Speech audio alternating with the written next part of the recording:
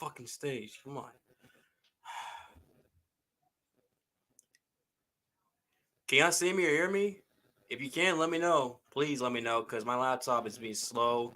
This fucking laptop screws me over so many times. I'm really upset with it. Y'all can hear me, right? See me? Let me know. Am I good?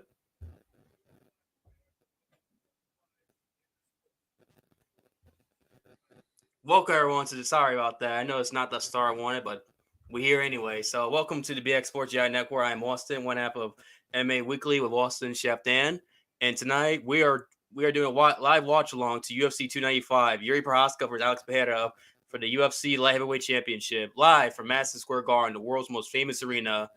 It's not Nick basketball. It's not Ranger hockey. It's not even Billy Joe concert. We doing UFC's annual November trip to Madison Square Garden, the world's most famous arena for combat sports and for sports in general. I mean, this is like I said, the world's most famous arena, and I can't wait. So this card is a great card, and also you also got the fact that it's the 30th anniversary of the UFC, November 12th, 1993. You basically tomorrow is the 30th anniversary of the first UFC event that took place. So it's a big card, not just because of obviously the main event, the card itself, of it being New York. It's also the fact that it's the 30th anniversary of the original UFC. So, I mean, yeah, it's a big card, like I said. I mean, I'm excited for freaking. I'm excited for this card, and can't believe it's been 30 years since this company's been around, and this sport really in North America. Because let's not forget, it wasn't that long ago. The sport was illegal. It looked like we wouldn't get to 30 years, but we're here anyway. I mean, 30 years since the first UFC, we're here. And I mean, crazy. I mean, we're here and sports legalized and it's popular. It's the fastest rising growing sport in the world, mixed martial arts, thanks to the UFC, not just here in America, but globally. It's a big sport. I mean, unbelievable.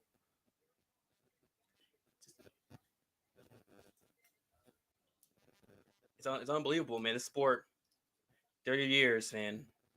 I mean, I'd like to hear you guys. What are your favorite moments in the 30 years of the UFC? If you're an old time fan, been around since '90s or 2000s or within recently, what are some of your favorite UFC moments? And I'd like to hear your guys' thoughts in the comment section. I'll have to read them. As the Joe Rogan and Daniel Cormier and John Anik do the pay per view, basically preview the card, introduce us in home. Those who's watching pay per view. I mean, this is unbelievable.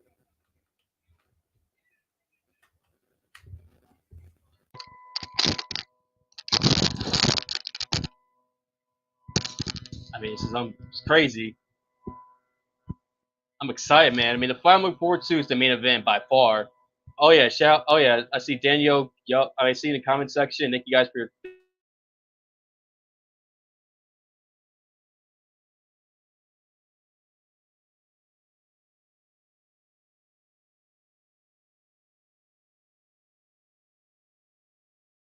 so because it's very competitive fights. I mean, either one of these guys can win. Really think about it. It's really there's no real clear cut favorite in this fight. I mean, there's a lot of question marks. Obviously, Yuri coming back from the shoulder injury. I mean, the UFC doctors called him the most devastating shoulder injury they ever seen. I mean, we'll have to see how he does. First fight since that injury. First fight since win the belt back in June of last year, and one of the greatest fights I've ever seen in UFC history. Hitting him go over to share back in Singapore, and Alex Pereira, second fight in 205. He's used to fight 185. Now he's up in 205. Alex Pereira, and just see how he handles that. Considering the first fights, he won a good competitive fight against Yuri, not Yuri, excuse me, Jan Blachowicz, where he survived Jan on the ground and was able to good submission defense. The pop wasn't there compared to 185, but part of it also is the fact in the first round he had to deal with Jan Blachowicz on top of it in the grappling, and also the fact that he would find altitude as well and his cardio hold up. So I'm interested to see how he does against someone like Yuri, who's a striker, not exactly use a lot of grappling, and it's a second fight at 205 if the power does translate, which it has done in kickboxing, but if it's translating kickboxing, it's definitely translating freaking MMA, in my opinion at least. I can't wait. I mean, this is exciting. I mean, you get a Chechen samurai against the native warrior from Brazil, an Amazon warrior fighter, and you're in Yam. That's gonna be Alex Pereira. I mean, This is exciting, man. Whew. Let's go.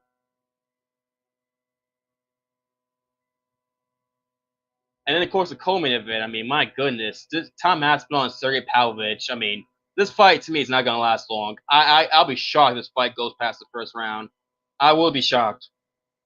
These two guys have the best finishing times in UFC. In UFC, I mean, Tom Aspinall's fights average 2 minutes and 19 seconds. Sergei Pavlovich is 2 minutes and 23 seconds. So they're quick in and out. They do not waste time.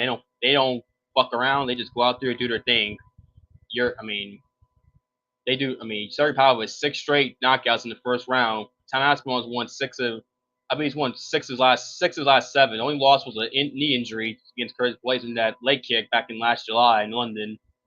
And Tom Aspinall's all his victories in UFC are finishes. He's got 5 first-round finishes. In the other fight that wasn't finished, it was an early second-round finish against Andrade where he choked him out early in the second round. The guy moves so well. I mean, Tom Aspinall, it's crazy. So his speed is just unbelievable. His hand speed and also his explosiveness. I mean, I'm a big Aspinall fan, and like I said, close to the fight, I'll tell you who I think is gonna win and why. We also got in the third fight in the card, a foreign women's fight in the strawweight division between Jessica Andrade and Mackenzie Dern, as two women in top 10, as both women trying to stay, advance, get close to the title picture. Jessica Andrade trying to break a skid, and Mackenzie Dern is trying to get to the top 5 and get closer to the title fight for her. And then you got Diego Lopes against Sabatini, which is the first fight in the card in the featherweight division. And then you got Matt Frevola against Benoit Saint-Denis as Matt Frevola tries to protect his rank against the surgeon Benoit Saint-Denis in this card. I'm excited, man. Can't wait. And since I mentioned it's the 30th anniversary of the UFC, I do want to talk about some of my favorite moments since watching UFC. I've been watching UFC for the last 10 years, so really the last 10 years I've been a UFC fan. Going back to UFC, I want to say 162. I think that was the pay-per-view where Silva lost it. Well, Chris Weidman. I think it was 162. The pay-per-view Silva lost to Weidman. That was the first UFC event I remember watching, and really gave me hooked to it. Was that fight and that card, and I've been following UFC since. And for me, some of my favorite UFC moments watching UFC in the last 10 years in this 30th anniversary has just been that fight, seeing the Carlos Condit Robbie Lawler fight, the Robbie Lawler Roy McDonald fight, that whole UFC 189 card was unbelievable. The rise of McGregor, I mean, McGregor rise was just, you remember how special that was.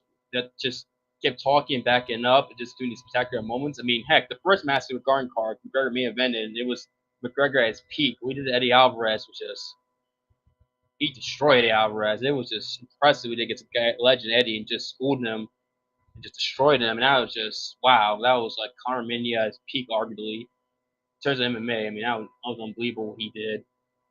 Yeah, that you get the second Master and Garden card, which I think is the best Master and Garden card, and so far, who knows? This card might top it because the prelims have been damn good. And if the prelim and the main card lives up to the prelims, it could probably give UFC 217 a run for his money, in my opinion. And seeing George St. Pierre come back to a long layoff and beat Michael Bisping and choke him out in the third round, and then 2 previous title fights, title change hands, which you had T.J. Dillashaw defeating Cody Garbrandt after getting dropped in the first round, come back knocking out Cody Garbrandt in the second round. Then you got Rose Namajunas defeating Joanna Jędrzejczyk, taking her belt, giving her first loss in the first round knockout. I mean, that card was unbelievable. You also had Johnny Hendricks getting knocked out by Paulo Costa as Johnny Hendricks retired. That was for me the first time seeing Paulo Costa. A lot of ways that was his breakout performance was that fight. I mean, that UFC 270 card is unbelievable. I mean, there's just so many great UFC fight moments I can think about. I can think about Charles Oliveira is becoming the champion against Michael Chandler and how great that fight was for me.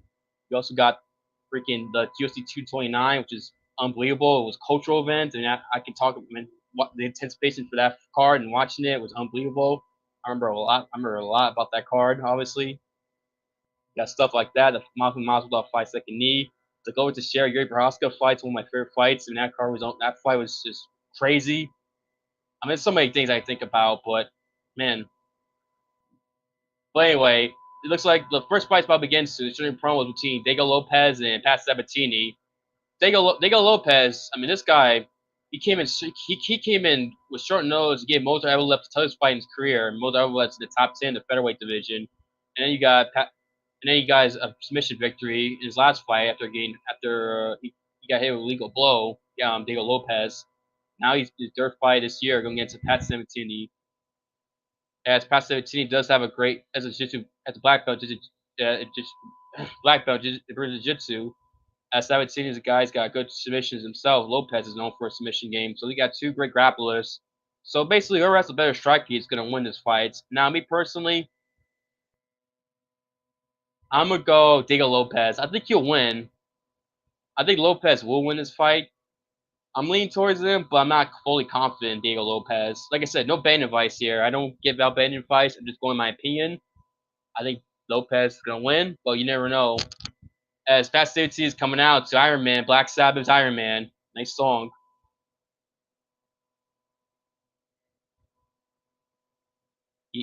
Fast 17 has come out with victory over Lucas Almeida, I believe his last fight. I believe his last fight was the victory against Lucas Almeida.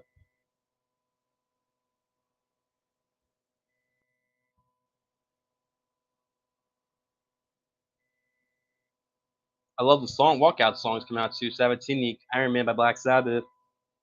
Love Black Sabbath. Yeah.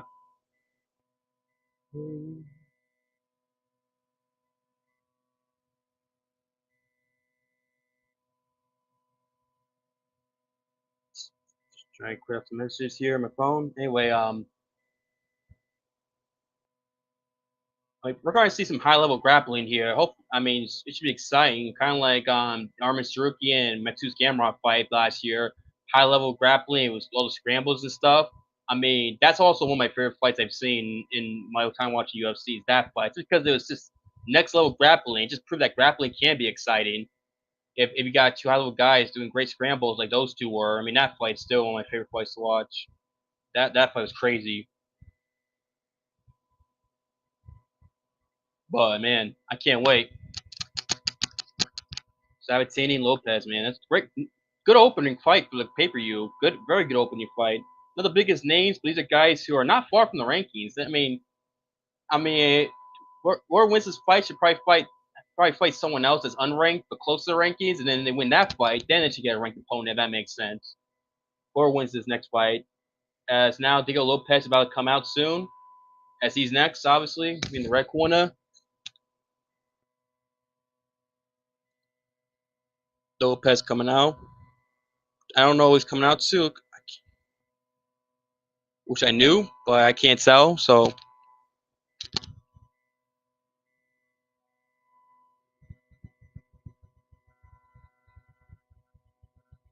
Lopes coming out to Mexican and Brazilian flag.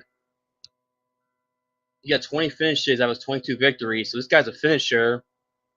It's crazy. He's a finisher. I like that. I can respect that.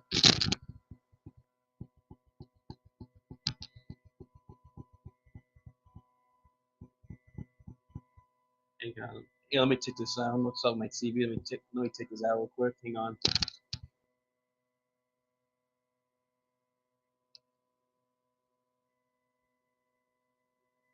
Okay, it's gone now. So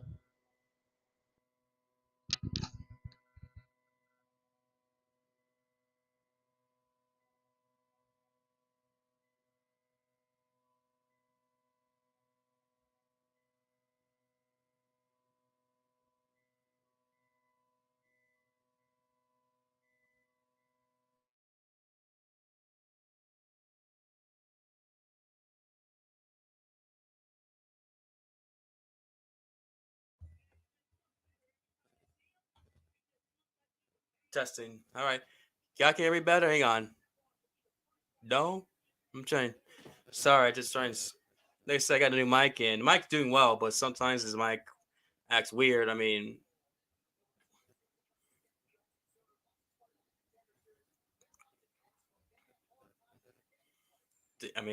so far, the DraftKings odds. Lopes is a plus 380 to win by via TKO. TKO. Sabatini is a plus 300 to win by submission, according to the UFC odds on DraftKings. That's what the UFC odds say. We'll see what happens. Tail of tape here. Here we go. Lopes 28, Sabatini 33. Lopes is 3 inches taller. He has a 2.5 reach advantage. As Sabatini looks like the minus 120 favorite. Minus 120 favorite is Sabatini, plus 100 underdog for Lopes.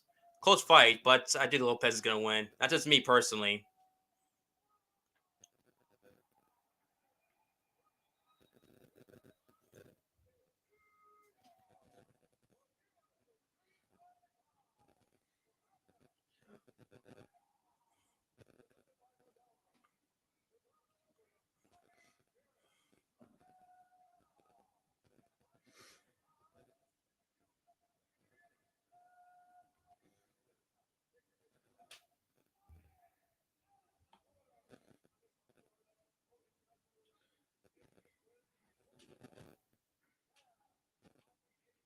$18.4 is the record past Sabatini. I forgot to mention the records. My apologies there. Fight from Philadelphia, Pennsylvania. Great fighting city that Philadelphia is. I mean, going back to boxing, Bernard Hopkins, Joe Frazier. And then you got, obviously, Paul Felder. You got Pat Sabatini, Eddie Alvarez. I mean, Philadelphia is one of the great fighting cities in this country. I'll put it up there of any fighting city. Then you got Lopes. His record, 22 wins, 6 losses. Like I said, plus 100 underdog. So the odds are close. No betting advice here. Like I said, I don't do betting advice.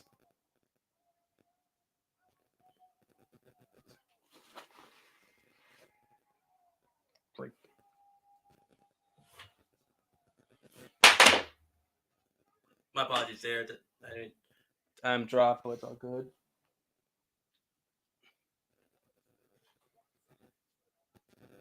I'm excited. Let's go. Woo. There we go.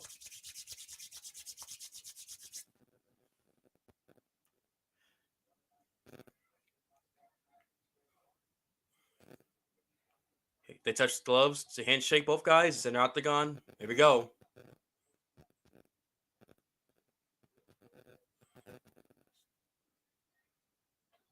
Sabatini in the blue, Lopes in the black. For those of you who are watching, wondering who's who. Lopes was a kick, just misses there. Sabatini does a kick that lands there.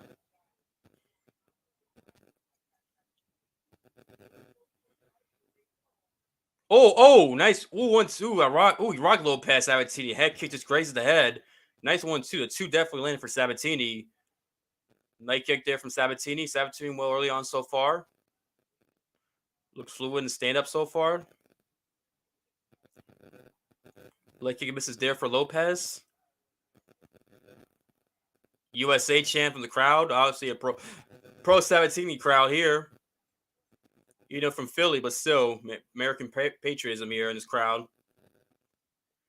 I dig it.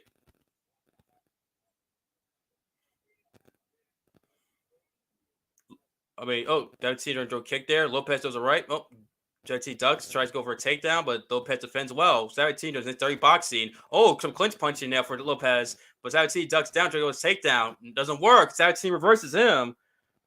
Oh, Sabatini gets up. Lopes, there's Sabatini. Oh, it's hurt. Oh, she dropped him. Oh, ground and pound. That's it. Oh, what a first round knockout. Are you serious?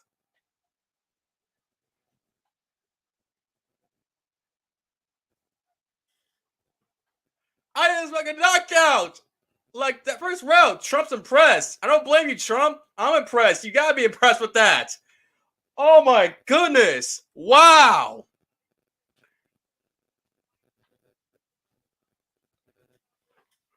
Damn. Think of Lopes is that it's the truth. My goodness. Wow. I say he was gonna win. I didn't think it was a first round knockout. No. I gotta see that replay. What? It was scrambling. Lopes went for a takedown. Uppercut, overhand right at top that rocks him behind the ear. Sabatini's wobbly, and then Lopes just swarms in, just ground and pounds in, and Sabatini was out. He was out. Oh my goodness. Sabatini went for a takedown, failed. Lopes stuffed it, and then Sabatini was getting up. Lopes in over right on the ear and temple, and just he was out, and then he just ground and pounds in. He was out. Pat was out. Man. Good job, Lopes, for being able to stuff that takedown and be able to catch him with the hand right as Sabatini got up, which just put him a quick streak. Now it's the beginning of the end there. 21st finish and 14th finish in the first round. Wow. That was a 9th-period win by knockout TKO. That's crazy. I mean, I still see him with grappling, but them hands, you gotta watch them. Them hands control. You gotta watch out for the hands for if you're fighting Diego Lopes. Wow, good job, Diego Lopes. Man, unbelievable.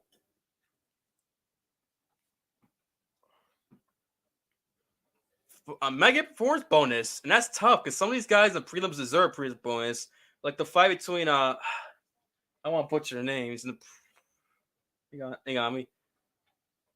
I want to hear what Lopes says. But good job, Lopes. Unbelievable. He might get performance bonus. It'd be hard to deny him one. Unbelievable, man.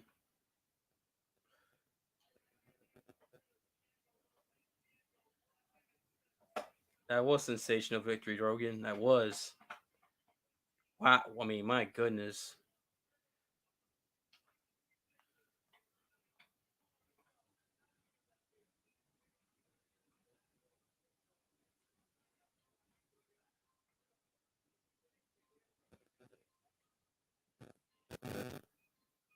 And the translator, the Portuguese Spanish translator, the guy blowing here, he's pretty. I mean, one of the best translators everyone give him credit for. I like him. Shout to him.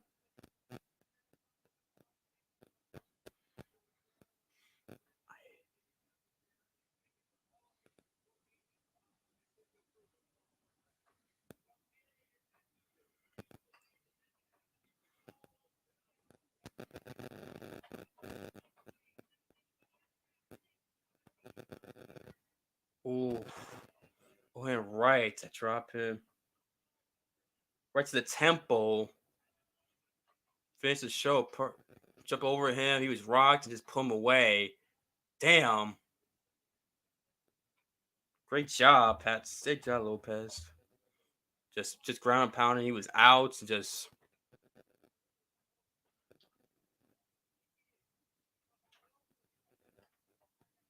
Speaking Spanish, she's from Brazil. I know he lives in Mexico, trained in Mexico. I think he's Grasso's jiu-jitsu coach, I believe.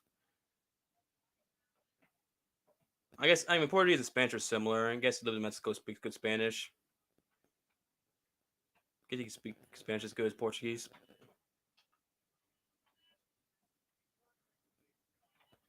Unbelievable, man. What a great Yeah, he's turned just a guy into striker. I mean, my goodness. The strike keep getting better, especially the power, and jiu-jitsu. He'll be a force in this fucking division. Wow. My goodness. I can't believe, man. Whew, I love Diego Lopes. He's making me a fan. I'm becoming more of a fan of this guy every time I see him fight. Bill Burr's in the crowd. I knew I saw Bill Burr in prelims. Valenchito Vera, what's up? Actor Bronson in the crowd. Dustin Poirier's in the crowd. I mentioned Donald Trump's in the crowd. Obviously, Tucker Carlson, Kid Rock's in the crowd. You got Justin Gaethje, Corey Sandhagen. You got some big names here. Big name MMA fighters, big name celebrities. Obviously, you got former president and potential future president Trump, Tucker Carlson, of course, been in the political game. Kid Rock, Action Bronson. I mean, celebrities always show up in New York, but here they're really showing out here. Surprised Trump's in New York considering what's going on in the legal case. I know he's from there, but still. I mean, Trump Jr.'s there, but hey, man, you see great fights. I mean, I don't get his going for free. I mean, I don't blame him. Oh, man, what he gotta get performance bonus, man. There gonna be a lot of performance bonuses in this card. I mean, Matu's Rebecca, that first round submission, Roosevelt Roberts. I mean, so easily did it too. I mean, that guy has been starting to be a dark force in that freaking lightweight division. Freaking Rebecca, yeah, I gotta give him performance bonus. That was impressive. And then the fight that was a draw between Sadiakov and Boroshev. I mean, exciting fight back and forth. I mean, Boroshev was one round 1 and 3.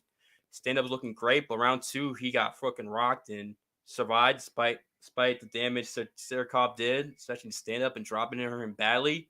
That was an excellent fight. And then Jared Gorin, the hometown guy from Queens, New York, in the story of Queens, goes out there, gets a first round knockout with Marco Madsen. I mean, he's a performance bonus. You gotta give him credit. You also got he talked about how he used to be at Penn State and do bad things. He talked about how he used to be at Penn State doing drugs. I mean, he said himself, earlier in his life, he was doing heroin in Penn Station. Not Penn State, Penn Station. Now he's fighting Madison Square Garden and getting first round knockout, the local guy from Queens. And so far, the local guys in the guys who represent New York, who are born and raised in New York or fight out in New York, are 1-1-1. One loss, which was the first fight between Dennis Bazooka. Um, I don't want to butcher his last name. Bazooka lost to Jamal Emmers in the first round. Then Nazanin Sadikov trains out of Long Island. He's a local guy. I know Long Island's not part of the city, but still it's right there. For those of you who don't know, if you know New York, it's right there. He got a draw. And then Jared Gordon won his fight, so it's 1-1-1. And speaking of New York, Matt Frevola from Long Island trains out Sarah Longo. His fight's next against Benoit Saint-Denis. And this fight, exciting fight. Benoit Saint-Denis just burst through the division, just going out there and just finishing dudes, looking like a guy who's if he wins, he's gonna be ranked, rightfully so, against a ranked opponent, Matt Frevola. And of course, last year, Matt Frevola got an impressive knockout on Al-Sator and taking his undefeated streak with him. And shout out to Gideon. I see you, G Money, in the chat. Salute to you, Gideon. Glad to see you aboard here. Shout out to you. What you thought? Let me know what your thoughts on this fight, Gideon. Who you thought the last fight and who you think's gonna win this fight or the main event? Later, your comments. See you guys think. But yeah, Matt Frevola, I think he's gonna knock out Benoit Saint-Denis. Benoit Saint-Denis is good, but in the Thiago Moises fight, he got impressive second round finish.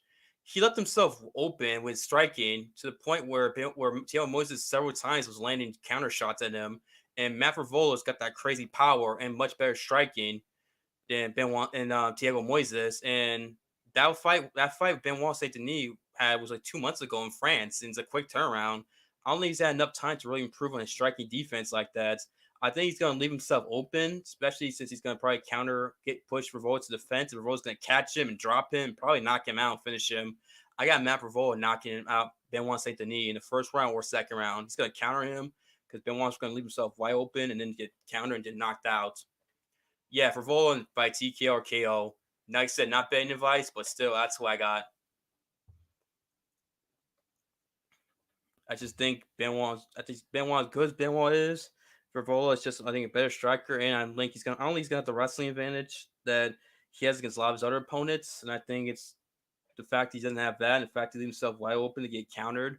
And he's against a guy who's a better striker than Teo Moises, and he's got power in his hands. It just sounds like a recipe for disaster for Benoit Saint Denis.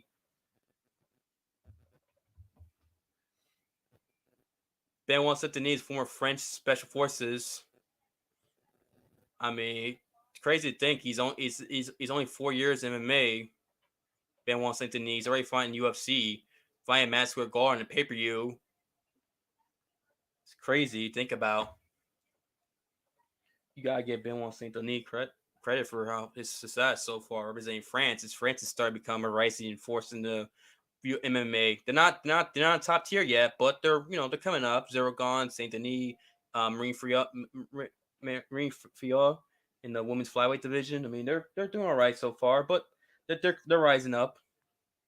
Who knows? Maybe a couple years, France will be one of the power forces in MMA. We'll see. Powerhouses. I don't know. We'll find out.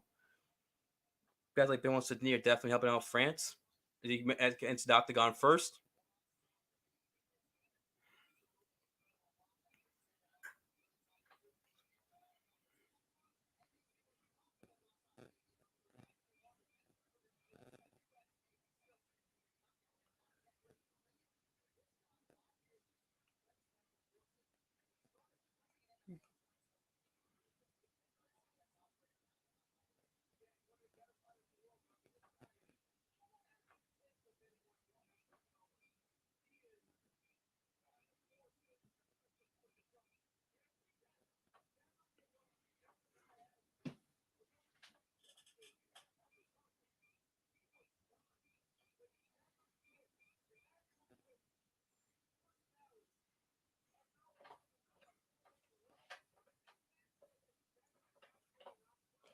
Benoit Saint-Denis got 4-fight win streak in the lightweight division, 6 first-round finishes.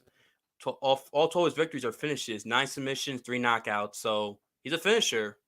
Like, I mean, it's an exciting fight. I mean, definitely, it's gonna be a finish in this fight. There's definitely gonna be a finish. And like I said, I think Revola's gonna finish Benoit just because of the because I think Frevola might be a slight better. He's a better striker than Moises, and I think he might be a better striker than Benoit Saint Denis. And he's got power, and Benoit himself open some to get hits, especially with counters too much. Mhm. As Frevola should be coming out next. Obviously, he's gonna come out next.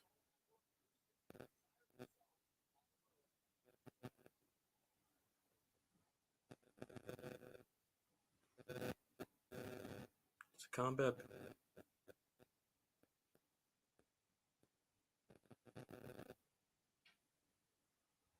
Bad for Rose come out too. Is that the Narcos theme song? That Yeah, it is the Narcos theme song that Edwin Diaz and the Mets comes out to. The closer in the Mets, who Met fans are definitely gonna be happy to have him back for sure. I mean, obviously considering the injury he had before the season began, and not to just divert to baseball, but you know what happened if you're a baseball fan. What happened with Edwin Diaz? I like this song. Matt Frevola, one of 3 New Yorkers on this card. Frevola ranked number 14 born in Huntington, New York, Huntington, Long Island. Local guy. I mean, he's coming off a knockout with Drew Dober, which was impressive considering Drew Dober was on a streak and won his next fight after getting knocked out. I mean, Dober has won 4 of his last 5 fights or 5 of his last 6 fights. The one loss being the knockout to Dober. That just shows how good Frevola is. I mean, Frevola is one of the best guys through a longer. We talk about Aljamain Sterling, Murad Dervishelli. Frevola is a guy that we don't talk enough about. And I think after the last 2 performances, not finishing Amin Azator, and then finishing Drew Dobers because I burped. My apologies there. He's definitely getting a name for himself. We go out there and finish Benoit Saint Denis. It's about. I mean, he's definitely getting more attention that he deserves. As they show the major as so major general for the National Guard as he walks out with Matt Pervola. It is Veterans Day, so shout out to all the veterans out there. Happy Veterans Day to y'all. It is Veterans Day today, so give a shout to y'all. Matt Pervola is a contender series winner, season 1, week 8, so several years ago. What, 4 or 5 years ago? When did the series begin? No, 2017, right? Yeah, that's when it began. So he's been around for a while in UFC. I mean, this guy, man. Benoit Saint-Denis plus 165 underdog to win by KO TKO. Frevola is a plus 350, plus 350 to win by KO and TKO. Really, plus 350 at DraftKings? If I was a betting man, I personally would do that. Not giving betting advice. Like I said, I have to repeat myself. I'm not saying do that, but I would do that. But I don't bet, so who knows? Maybe I'm not. Maybe I'll be a terrible bettor or gambler rather if I did. As Laura on the Facebook comments mentions, it's the combat Benoit Saint-Denis for Frevola. Yes, this the fight's the fight. The next fight is Benoit Saint-Denis versus Matt Frevola in lightweight division. And like I said, I got Matt Frevola for your first second round knockout. I think he's gonna catch Benoit Saint-Denis. He's gonna counter him because Benoit's gonna leave himself open, and Benoit's gonna get dropped and finish because Benoit leaves himself too open sometimes. In my opinion, as Bruce Buffer gets ready to do the introductions here.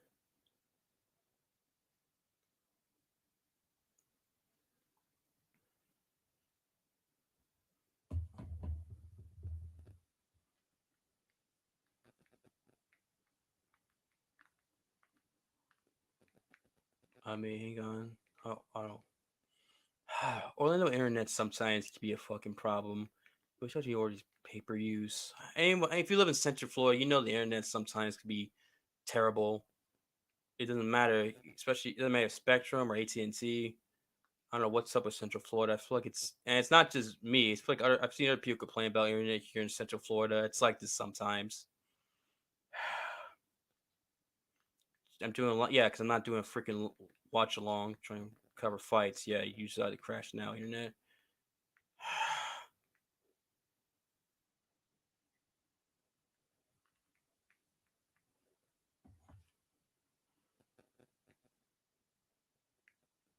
Let me try logging out, logging back in. Maybe ESPN Plus. Maybe it'll work here.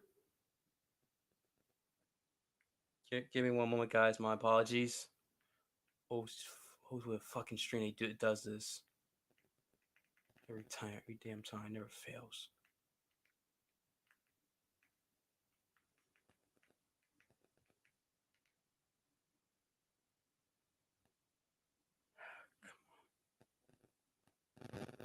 Come on, man. I'm trying to watch this fight. Here we go.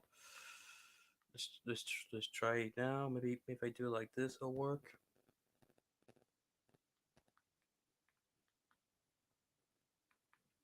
Sorry about this, guys. Like I said, internet problems always.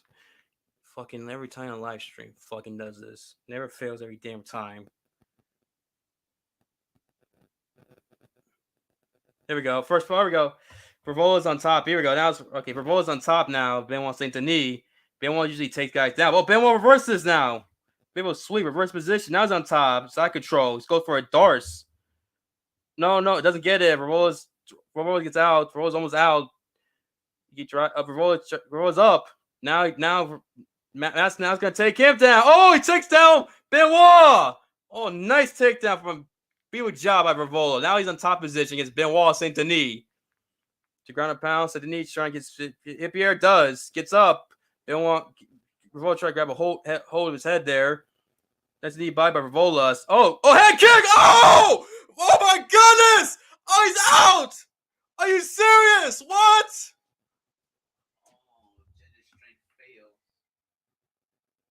No, I could send there. I didn't expect a head kick. Good job, Benoit. Out of nowhere. As for, I know, I'm shocked too. Guy in the crowd, yeah. Benoit's French, from France. I made Guru gonna be upset. A French guy to get out of ginger somewhere in England. It's like, ugh. What a head kick! Wow.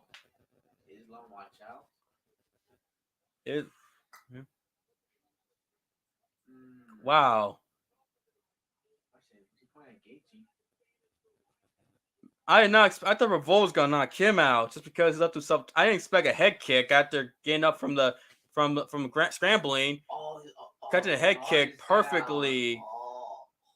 Bigger Krokop be proud. Left head kick. Krokop be proud of that.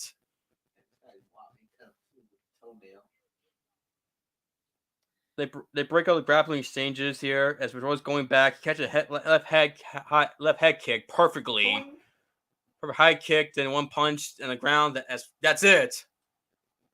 Sabatini could do it all. Wow. I was so wrong about Frevola. Damn wrong. He's 27 years old, trained MMA only for 6 years. He's about to be ranked in the UFC lightweight division too. What the fuck?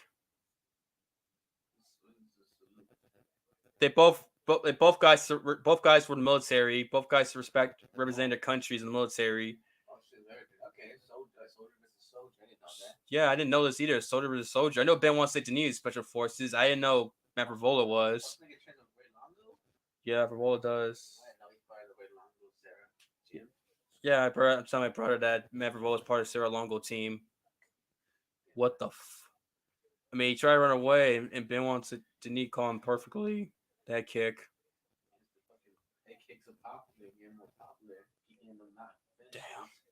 I mean, it's Veterans Day, so both Special Forces military guys saw each other. Just wow. What a head kick knockout. Oh my, wow. Performance bonus to this guy. My goodness, this has potential to be better than 217 his card. We still got 3 fights left. I can't believe it. What? Unbelievable, man. Unfucking believable. Wow. There's some French fans in the crowd. People travel from France, or maybe French men living in America and New York, probably. So representing their boy. Good job, Benoit. He speaks English? Oh, I guess he speaks English. I thought he needed a translator. Or maybe he does need one. Let me see. Here, Rogan's interview with Benoit.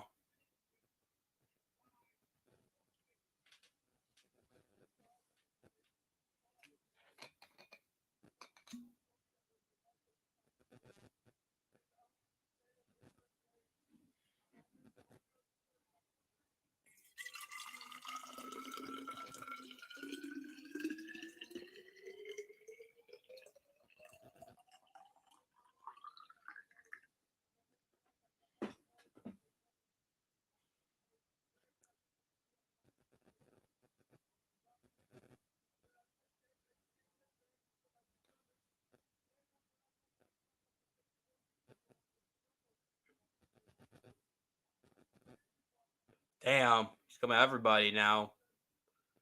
He wants to be a Met Bell, wants to be Gaethje, and then he's gonna go after Islam. He's coming after everyone.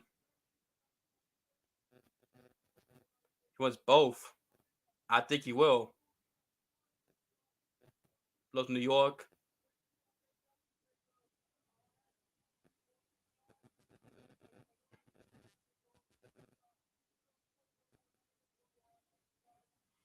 I didn't know this. Today's national is Armistice Day from the First World War. If First World War and the First World War, November 11th.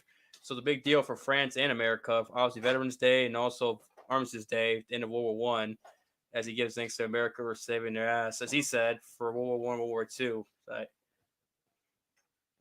Big deal for France as well. November 11th. They show that they replay the head kick. Wow, unbelievable.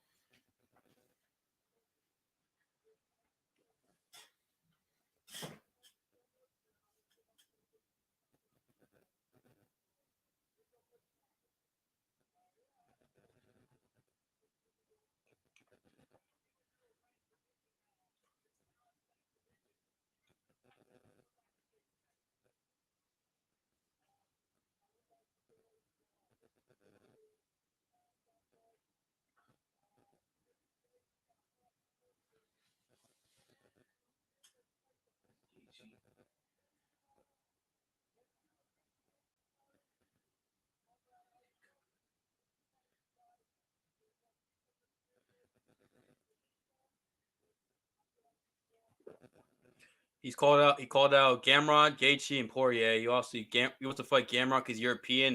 Do main event in Paris. I wouldn't mind that. They go to Paris soon.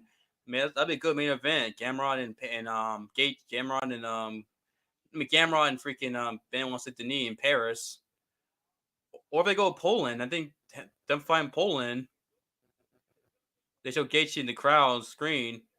I don't think he's getting Gaethje, not yet. Being Gamrot definitely help. Great night for Benoit Saint-Denis. Jared Leto in the crowd. Always in the UFC events. Jared Leto. Jamal Hill, lightweight champion until a couple hours, still lightweight champion. Before we crown new champ as he's in the crowd, obviously watching he's going to fight next. I assume he's going to fight where's the lightweight championship next, obviously. It might be for a while because he's going to be gone till, the summer at least? Considering that Achilles injury is going to take, a year to recover. So, yeah, it sucks for him. And by the way, this is water I'm drinking. If you're curious what I'm drinking water. And it's nice wooden bottle that my mom's friend made for her and me. I like it.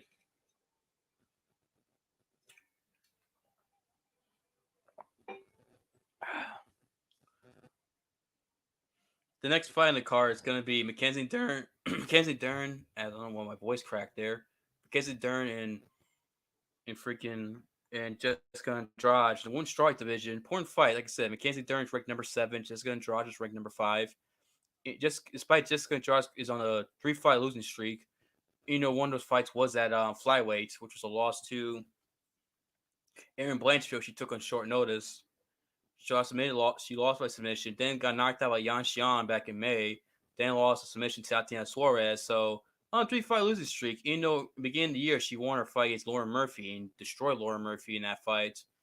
Jessica Andrade is probably one of the most exciting women's fighters of all time. I mean, she always brings her fights are never boring to say the least. Andrade, so this fight should deliver. And then Kenzie Dern is a great grappler. I mean, her submission game is elite. Like that girl, you do not want to go around with Mackenzie Dern. It is trouble for 90% of all women strawweights. Maybe 95% of all strawweights. They go on ground with her.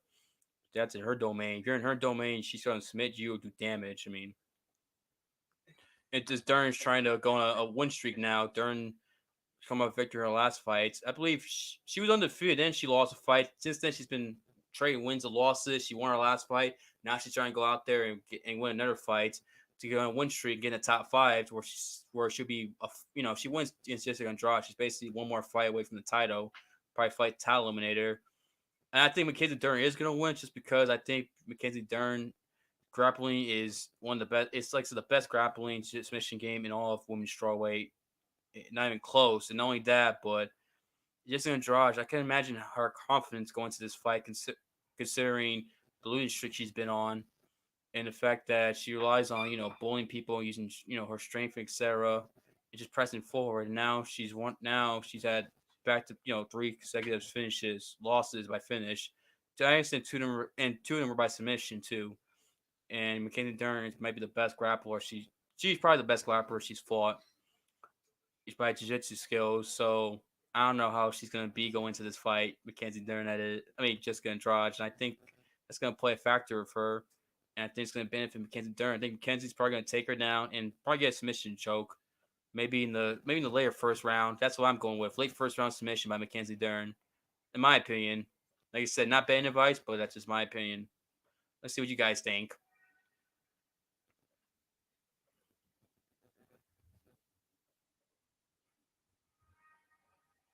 As the UFC is showing UFC 296 promo, UFC 296, Kobe Covington versus Leon Edwards, the main event for the welterweight title. Man, that pay per view is freaking stacked. That's a stacked pay per view, man. Kobe Covington and Leon Edwards for the welterweight title. Co-main event Alex Pantoja and Bren Roval. Then you got Wonderboy Thompson against Shavkat Rakhmonov. Ian Gary against Vincent Utege Luque. Patty Pimblin against Tony Ferguson. You also got Giga Chikadze. No, yeah, Giga Chikadze against Josh Edmonds on that card. And I forget there's another important fight in that card. I mean, that card is stacked. That's like in the year, in the 30th anniversary year of the UFC, had a stack ass card like that. I mean, I can't wait for December 16th to come, man. I am pumped. This is gonna be exciting, man. Can't wait. Covington Edwards. I mean, interesting style fight. Who wins that fight? It's a very close fight. I mean, oh yeah, I think I mentioned it right. Ferguson and Patty Pimblett. Yeah, that's on the card as well.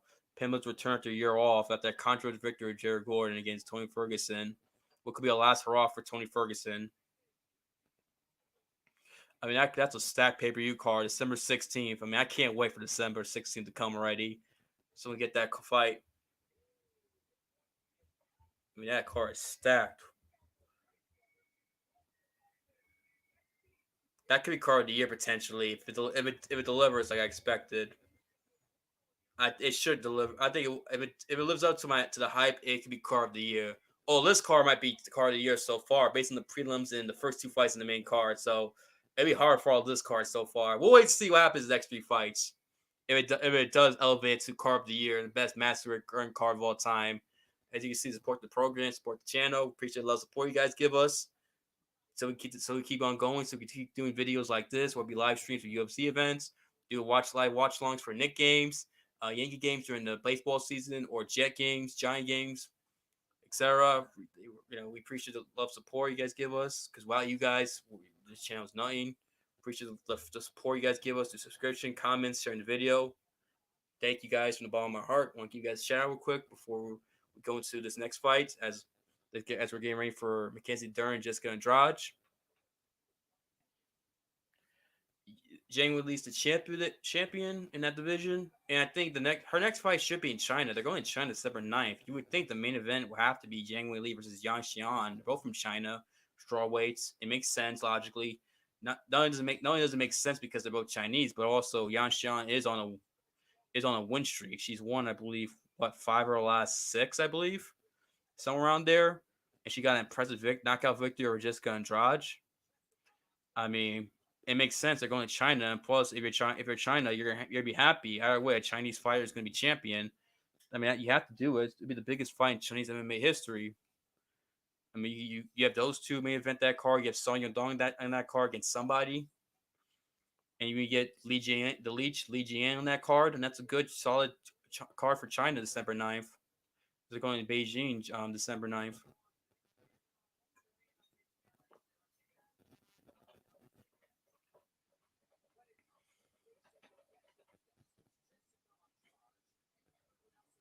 Crazy, I think Jessica Andrade is 1.135, and she has a victory in 135. It's crazy to think about.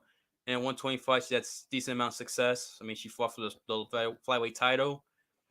And then, of course, 115 is her best division. That's where she was the champion over there. Got a lot of impressive knockout victories. The way she knocked out Killian Kolakevich, as they showed there.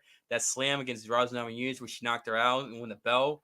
is unbelievable. I mean, Andrade's got not impressive victories, brutal victories. The Kaylin Chukagian fight in flyweight where she just hit her a body shot, several body shots, and was able to finish her. I mean, that's just awesome. Then, of course, Mackenzie Dern is certain highlights of her. Got a lot of submission victories, and it's definitely showcased her striking. Has definitely got a lot better. She does pack a punch with her fist.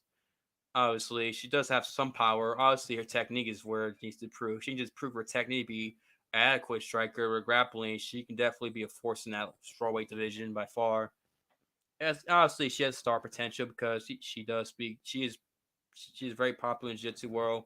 Speaks decent English, despite her accent, the weird accent of her, where her English, before she didn't have an accent. Now since she got an accent, it's the weirdest thing with Kenzie Dern. We all know the jokes about that.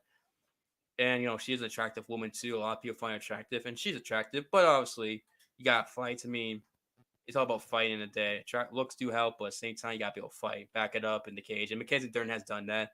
She has a chance to do it here as she walks out first.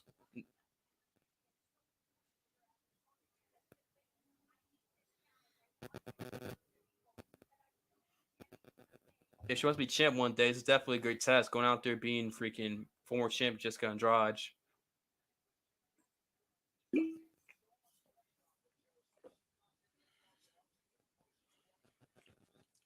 I know you wanted J Checks in the crowd, the former women's strawweight champion. Obviously, she was the queen at division. She put that division on the map as she defended the belt 5 times. I mean, she's one of the greatest women's fighters of all time.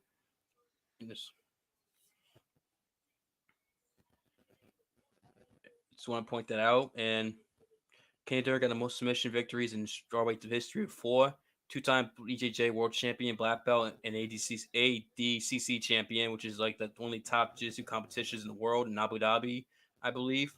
She's the only female in the UFC roster that accomplished those defeat the submission the Brazilian Jiu-Jitsu ADC feats, as the UFC points out here.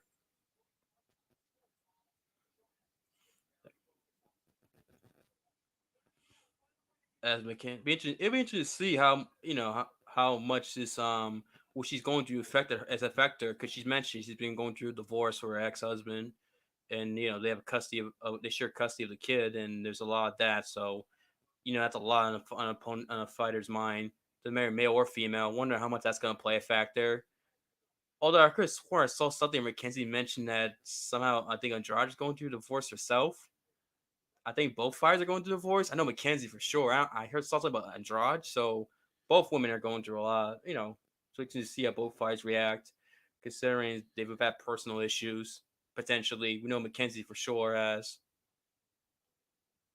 Andrade's coming out looking me mugging, stone faced like a pit bull. She's Andrade always comes out very intimidating, very focused, despite the recent skid. But all it takes is one performance and Andrade is back. I mean, she's capable of doing that. Andrade ain't none of she's a dangerous. She's still a dangerous fighter at the end of the day, despite her recent skid. I mean, she's only 31. Obviously, she's good enough to win to beat most of the roster. Even if she does lose to Mackenzie Dern, she could probably beat up most of these strawweights, especially especially in the top 15, like ranked 11 to 15, and unranked ones for sure. I'm surprised she's taking another fight. I mean, this is her 5th fight in the calendar year. I think that might be part of the problem is that she's taking so many fights. She might need to take some time to recover and relax, and you know let injuries heal, get her mind right, and stuff, and then come back to fights. Because sometimes if you come back too quickly, it can really affect your performances and performance well, and you lose, especially if you're losing. Although to be fair, she didn't taking too much damage, but still, you get what I mean though. But I mean, you still want to still may sometimes go step away for a little bit. But who knows? Maybe everything's just there. Maybe everything's still there. She's still in the right mindset. I guess coming back and fighting, being active is a good thing. But especially if you're not taking too much damage. But still, who knows? We'll see. We'll see how she looks in this fight in a couple minutes. It'll be interesting to see if Andrade uses her physical strength like she likes to do, pick up girls and slam them and take them down. Her strength that can Mackenzie Dern use that against her to get great submission positions. We'll find out in a couple minutes. As we get ready to do the tail of the tape soon, we'll see the height, the rank, the reach, and etc. The records, and then Bruce Buffer does his introduction, and we'll go from there. Dern win by submission, plus 120 for Mackenzie, and then plus 500 for Andrade by TKO and KO. Makes sense, yeah, considering the Lopes kid. I can see that. Oh, I'll be shocked if Andrade does knock out Mackenzie. Yeah, but I got Mackenzie winning by late first round submission. Mackenzie minus 230 favorite. She has a 1 inch reach advantage over Andrade. Taller by 3 inches. 2 years younger than Andrade. Mackenzie is 2.5 inches taller than Jessica. Mackenzie has a 1 inch reach advantage. 2 years younger. Plus 190. Plus it looks like plus 150 or 190 favorite. Couldn't tell by TV there. So Mackenzie is a favorite. Not too crazy, but still. We buffer us introductions here.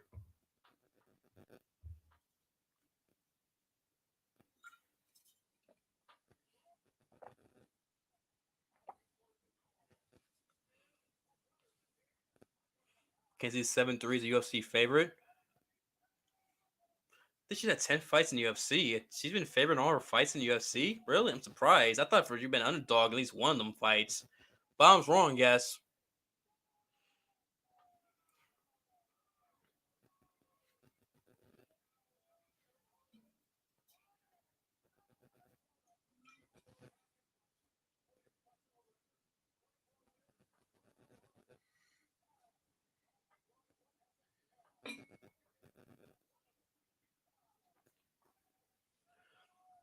Most fights among active UFC women's strawweights. That makes sense. I believe that. That I definitely believe. I mean, it's her fifth fight in freaking a year. She's definitely an active fighter, so that makes sense with Andrade.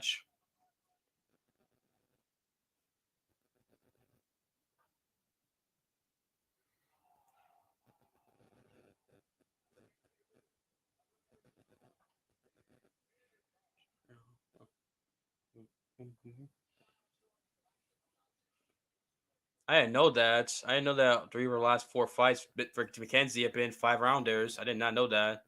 Here we go. Fight begins. Center octagon.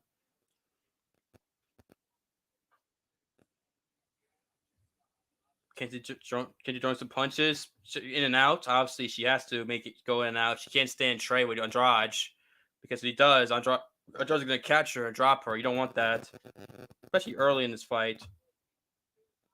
Andrade is a very explosive fighter. Nice jab there from Mackenzie as Andrade looks like she's trying to hunt her down, but Mackenzie circles out of the way.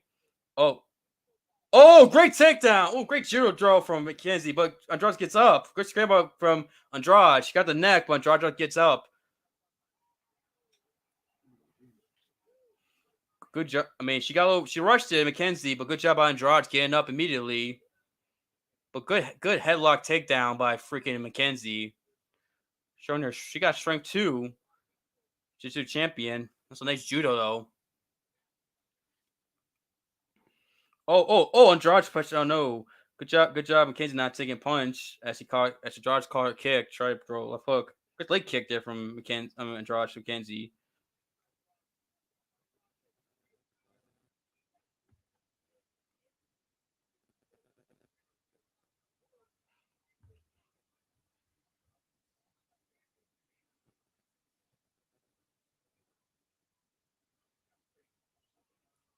Oh, nice leg kick from Andrade. I mean, if Andrade, you want to throw some leg kicks, you want to slow down Mackenzie so she can't move around. So she make it easier for a same target for you to throw punches to her head. That's what I would do. Also, throw body shots. We've seen you use body shots to success. You might want to keep doing that, especially in stand up, especially when she's close to Mackenzie. Good leg kick there from Mackenzie. Inside leg kick.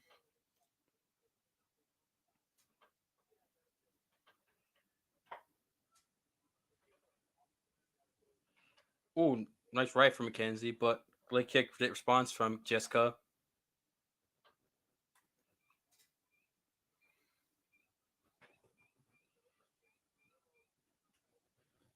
Let's see. Nice knee from Mackenzie after 1-2.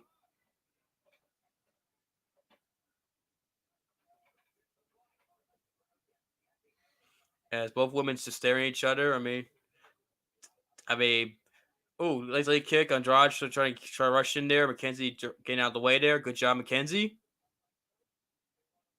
Look, head duck down. Look, should do uppercut, but missed, but through left 1-2.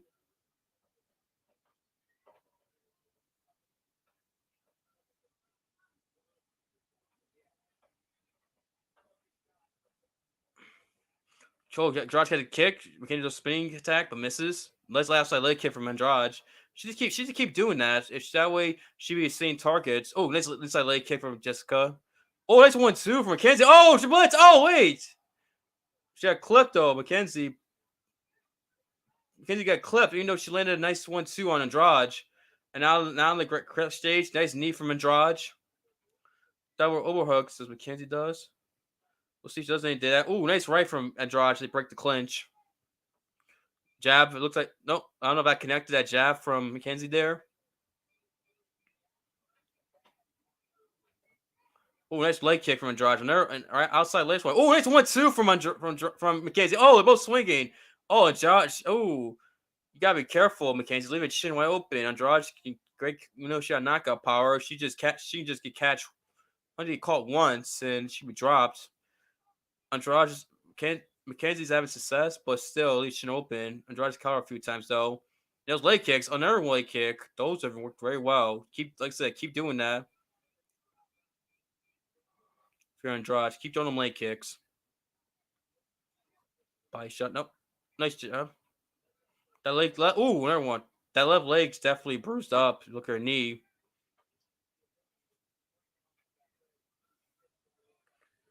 Oh. Andrade's very patient. No. She ain't square. Just attacking there slowly. Oh, Mackenzie goes for a takedown. Grab a single leg. But Andrade's doing a good job defending it. Good entry, though, for Mackenzie, though. But Andrade's doing a good job defending this takedown. Great job of Andrade defending this. Great job. Andrade looked like she would throw left, but it wasn't. Oh, catch a kick. Oh, Andrade's going. Oh, Andrade. Oh, she drops Mackenzie. Just third, winning the round. Mackenzie survived, rolling around. Some ground and pound, but Mackenzie survives. Round one, going to Jessica Andrade there. She won that round for sure. It was a close round, but that knockdown definitely gave Jessica round one. And she has that bad leg. Oof, that leg's been beat up. That left one. That's gonna be a problem for Mackenzie going to the second round. Like I said, keep attacking that leg. Keep some leg kicks. It'll make Mackenzie a sane target where we can really hit target her head, throw shots to her head and her face. Also, go for body shots too to Mackenzie. You want to tire her out, make it easy to finish her. If you're Andrade, you're Mackenzie, you gotta check them leg kicks. Gotta start checking them leg kicks. Don't leave your chin out. You throw combinations and try to go for more takedowns at least. Mix up.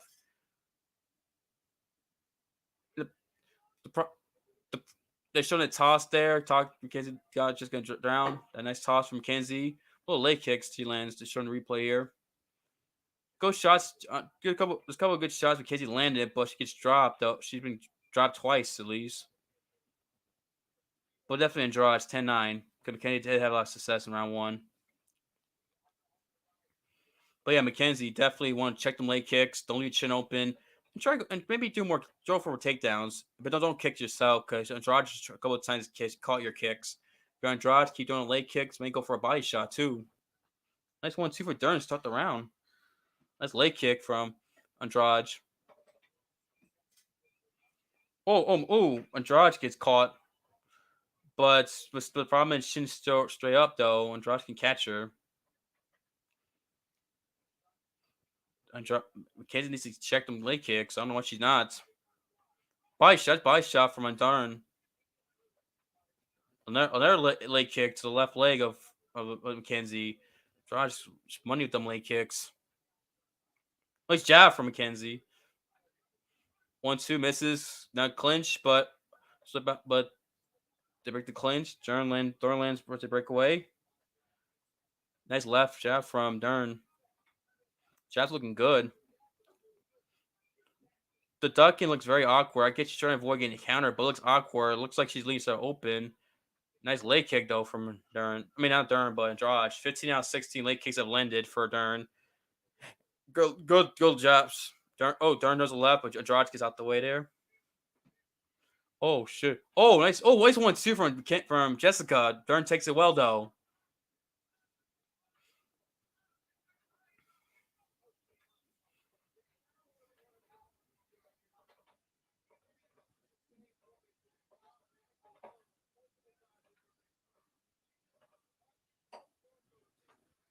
Oh, that's 1-2 from. Oh, she's landed a couple of them on freaking on Dern. I mean, nice couple of 1-2 that lands for Dern.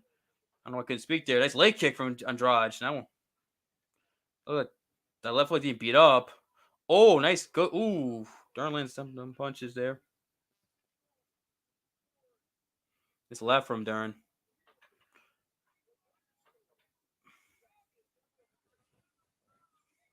Ooh, it's jab. Ooh, good job, Dern. Oh, nice leg kick from Andrade. Oh, oh shit! Got dropped. Dern got dropped. But Dern, but Andrade's smart. Not just doesn't want to engage in that grappling game. Dern's too good. Dern's in real trouble. She looks hurt. She looks really hurt. She's flailing. Shane's straight up in the air. It's easy to get countered though. Dern, look at this. She's lucky. She's lucky Andrade is connected with some of his counters. I mean, Dern needs to work on her striking defense. I'm surprised. Why she get rid of Perillo? Why? Perillo's great. Oh, it's right. It's right, dude. Dern. Oh no. Dern got dropped. Dern got dropped. She landed a 2, but Dern got dropped by Andrade. And Andrade's being smart, getting her up. Don't want to get in that grappling game. She's been dropping her too, so she's wobbly. Dern no, Andrade knows he's land. Oh, left, right. Oh, dropped again. Oh, you gotta stop it. Yeah, it's over.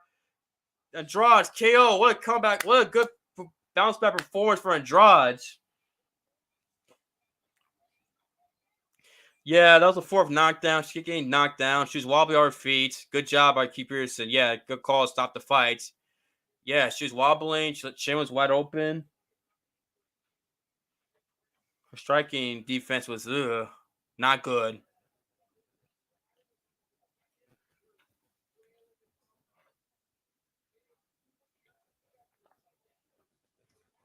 Her striking defense. That striking defense was a downfall. Chin wide open, gets a power punch on Andrade, and in one punch change. She got dropped 4 times. Dern lands a beautiful right hand. Starts to rush, chin open, bad technique, and then one punch drops Dern. That was the third knockdown. And then the left hook, right hand drops her, and that was it.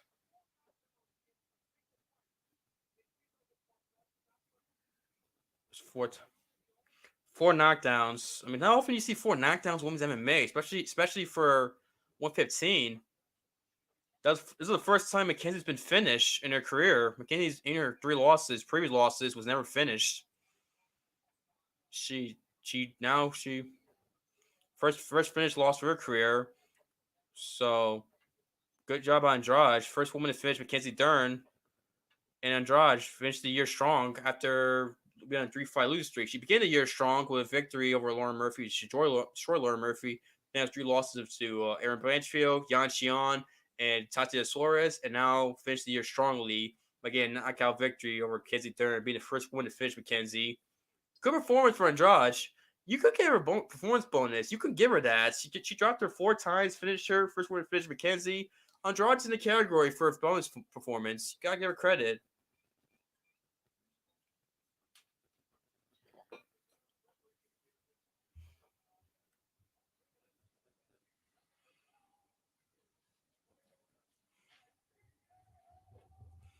Andrade stays in the top 5. We'll see what's next for her. I mean, strawweight division is the best division in women's MMA, so gotta give her someone else in the top 10. Well, I don't know who else you give her. Somebody in the top 10 for sure. Unless she does go to 125. I don't know if she does. We'll see.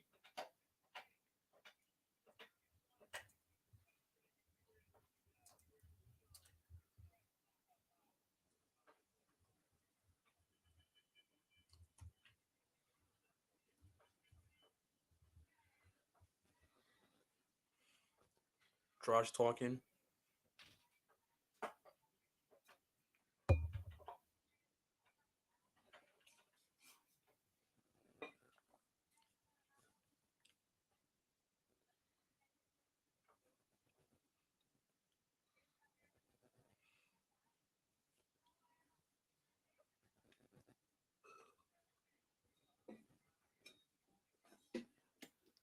Okay, so she was going to divorce too. So it's not just Mackenzie. It's also Andrade. Okay, so all we went through divorces. Rogan, I agree, Rogan. She probably should get a performance to help her pay for lawyers, help pay for her lawyers during divorce. Because I'm pretty sure lawyers in Brazil can be expensive, just like America. I mean, divorce is just oof. Hope, hopefully, I pray to God I never get divorced. Not that I'm married, but still, hopefully I stay married for the rest of my life. You get what I mean. I know too many people. I know people have been divorced, and yeah, not fun.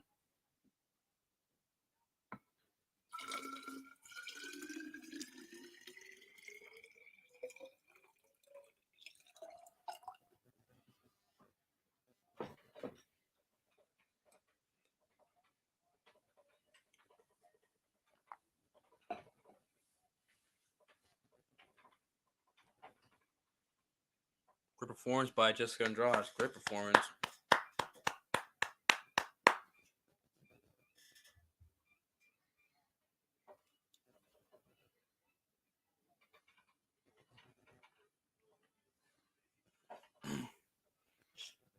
Great performance. Patient, composed, was devastating, didn't rush in, helped her win.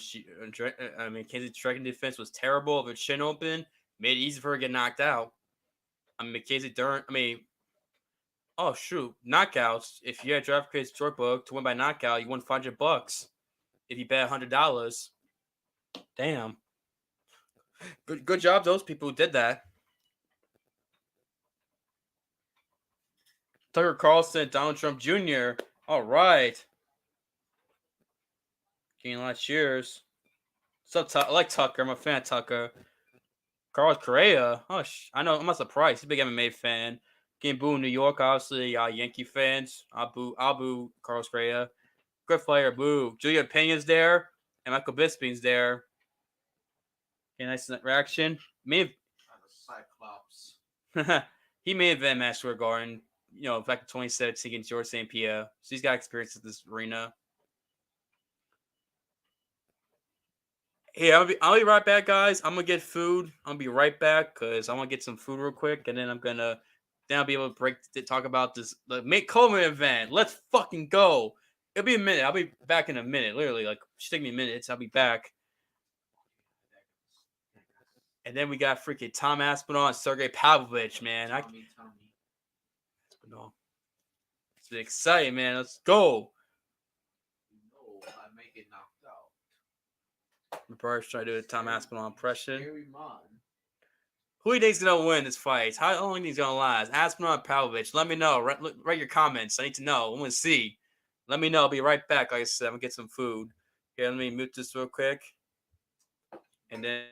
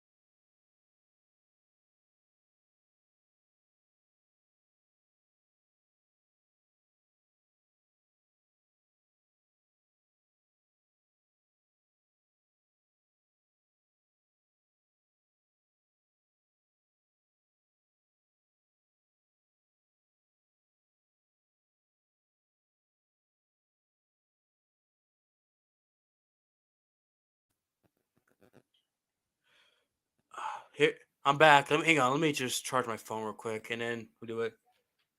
Next January, beginning the first pay per view of next year is gonna be January in Toronto, Canada. Sean Strickland was a blessed seat for UFC middleweight championship.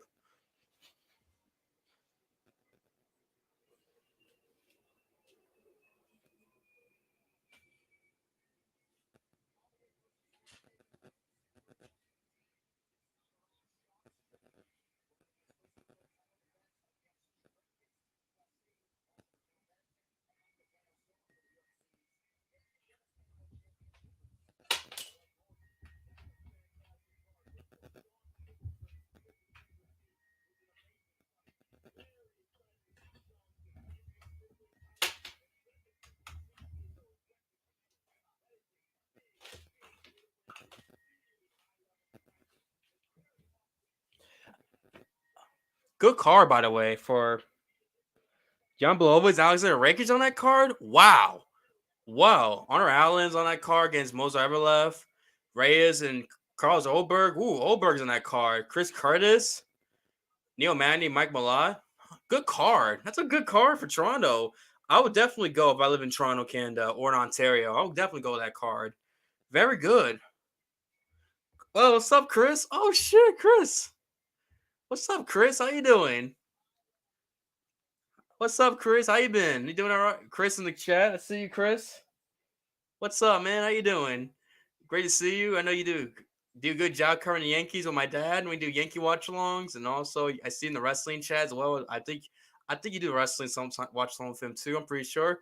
What he does is pay-per-view, Chris, and who do you think's gonna win between the co-main event and the main event? And how long did the co-main event's gonna last? I'd like to hear your thoughts, Chris. What's up, man? How you been? Great to see you.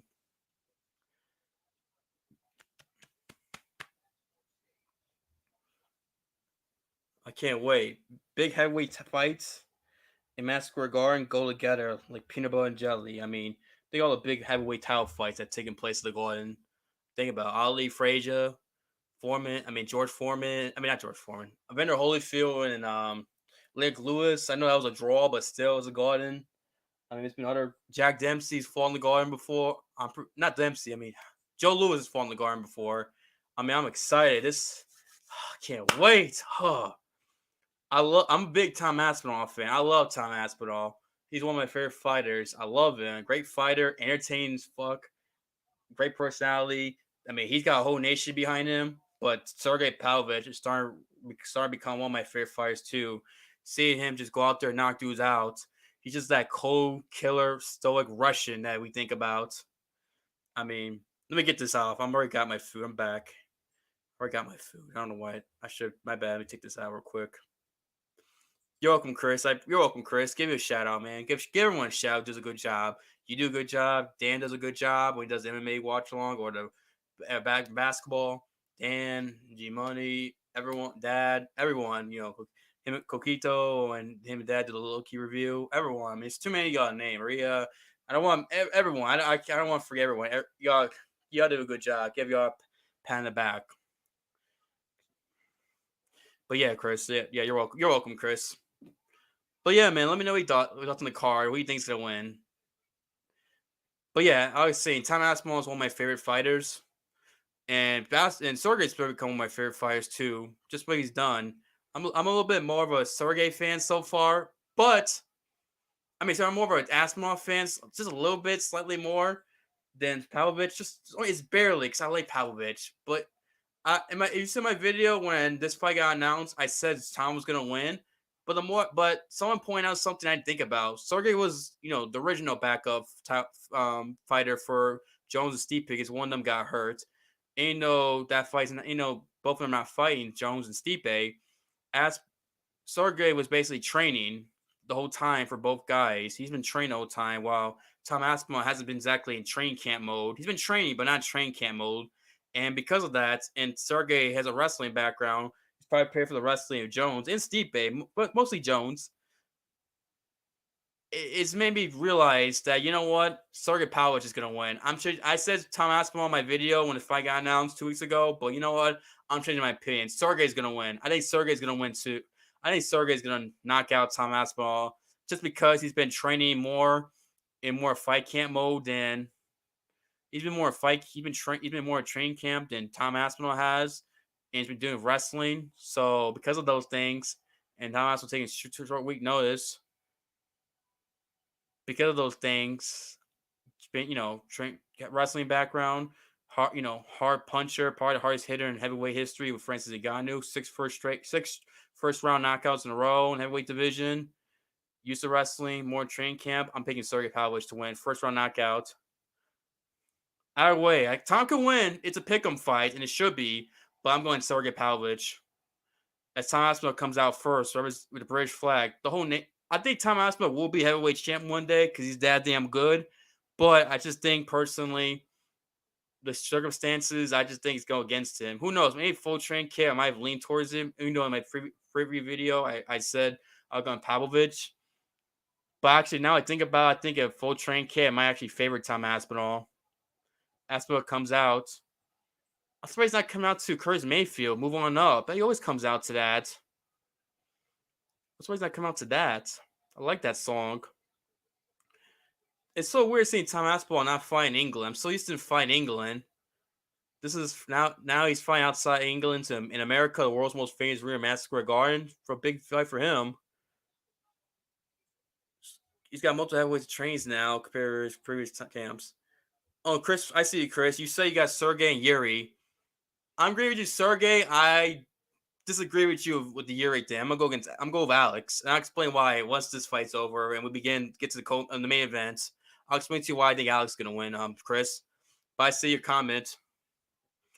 You got Sergey and Yuri. Not bad pick. Yuri's smart. I understand Yuri. Why Yuri? I get it. Listen, both fights. Let's be honest. Either guy can win both fights, the co-main event and the main event. But I'm with you, Sergey. But I disagree with you, Yuri. There personally. That's just me. But we'll see. You could be right about both of them. I mean, we'll see. Like I said, I'm disagree with main event. Agree with the co-main event. Not to sound redundant. Let me just take a bite of this pizza real quick.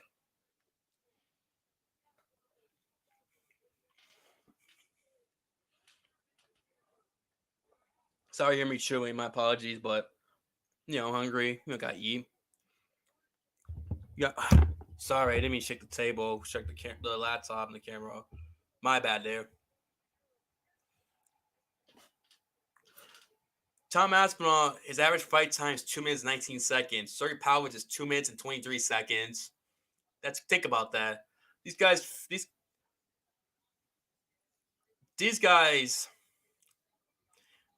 end quick. Their fights quickly, so this fight should end very quickly. That's what makes this fight so anticipated by us MMA fans. To me, this is a real heavyweight championship fight. I'm gonna say this is a real heavyweight title fight. The winner of this fight is to be the world champ because the problem is there's a lot of boos on Sergey. It has to be Russian stuff. Aspinall's fan favorite. He's coming out to that song he comes out to. I like that song. I don't know what it's called, but I remember when he fought last year in Orlando in December. He fought on that card. I was there. He came out to this song. It's very catchy, very memorable. It's very Russian. As he walks out of Madison Square Garden, think of these two foreigners, guys from Russia and England, fighting the world's most famous arena, and also the main event. I mean, Yuri's from Czech Republic and Alex from Brazil, so a lot of international flavor in the main event for the world's most famous arena as he's walking through Madison Square Garden with pictures of UFC events there as they have in the garden, which is pretty cool. Sergey's that cold, stoic Russian that Russians are known for. Good, bro. Nah, thank you. Thank you, Chris. It's all good. He may be the most terrifying force in heavyweight today. Like I said, he might be the hardest hitter in all of MMA with Ngannou. I know Ngannou's definitely, his power and he's hard hitting, but I think he's up there with Ngannou. Him and Ngannou are the two hard hitting punchers in all of MMA and heavyweights, both of them. It sucks Ngannou left because I would love to see him and Ngannou because I think personally that would have been a 50-50 fight with him and Francis.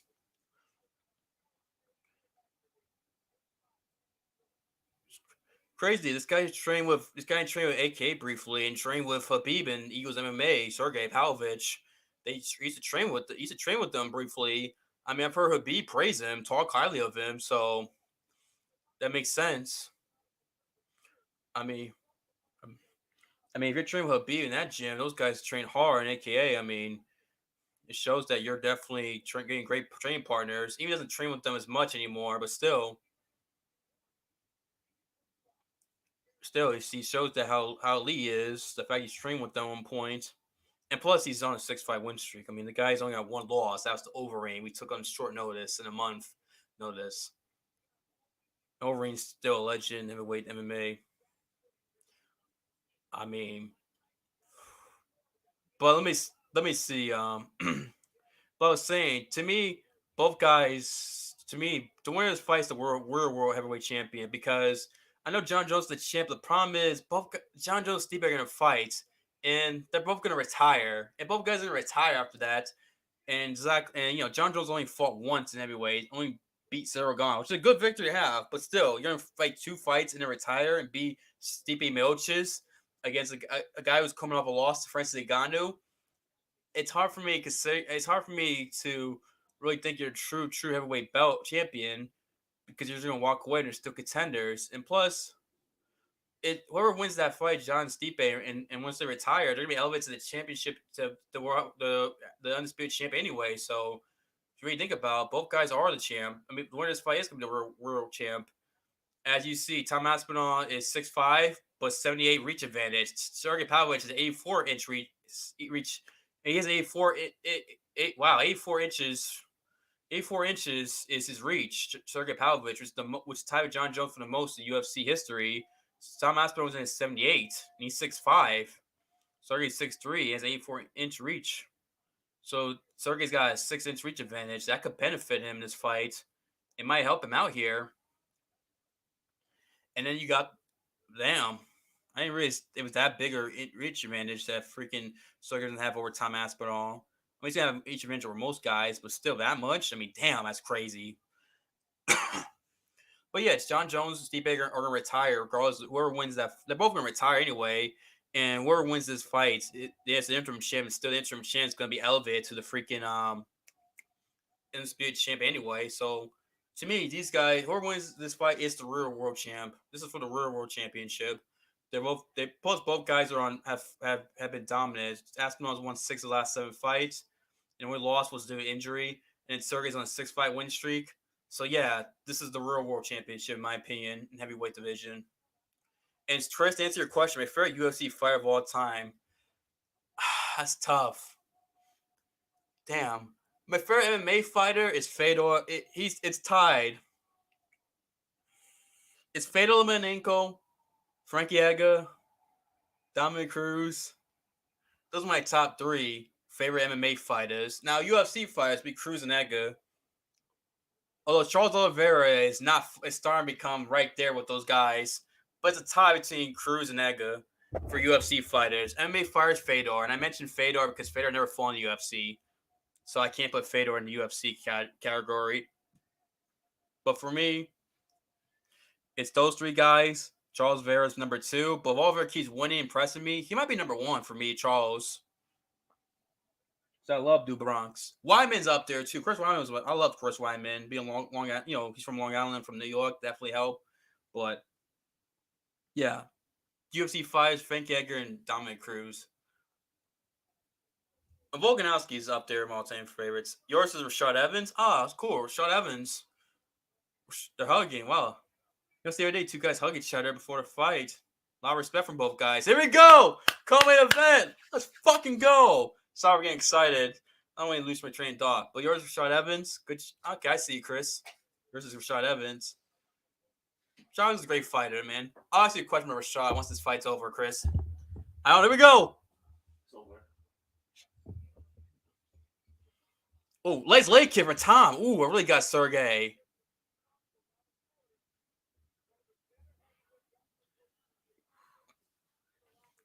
Here we go. Man. Fight any minute now.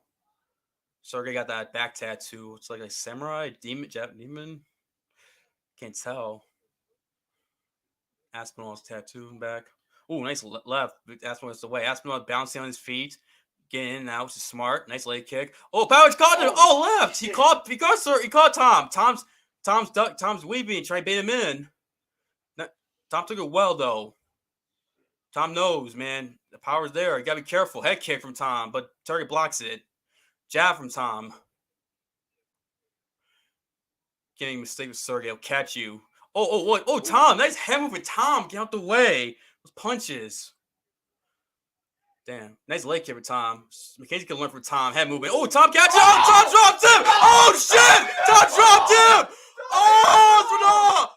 Whoa. John Jones, where are you? You can't run. Tommy, the true fuck Curtis Blades. He didn't win that fight. We know what happened. He got injured. Tommy is hand speed. Tom's hand speed is unfucking believable.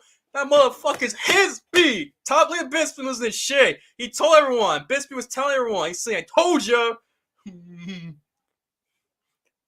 Told you, mate. That's what Bisping's saying. Look at Tom Aspinall. Wow, Tommy Aspinall. Where's the people of London? People in Manchester gotta be going nuts. Tommy Aspinall. Mark Coleman in the back behind Bisping. Shout out Mark Coleman. Bought a ground pound. Wow. And I knew it was getting quickly. I knew it. Fuck. I was wrong though. I was wrong about Pavlovich, but damn. Man, 1-2. Oh, 1-2. And then another 1-2 to the temple and ground and pound. The hand speed so quick. Oh, 1-2. Oh my goodness. Temple rocked it. And him again. 1-2 twice landed. First one was landed. Here you go. First play. First one. Second one lands on the 1-2.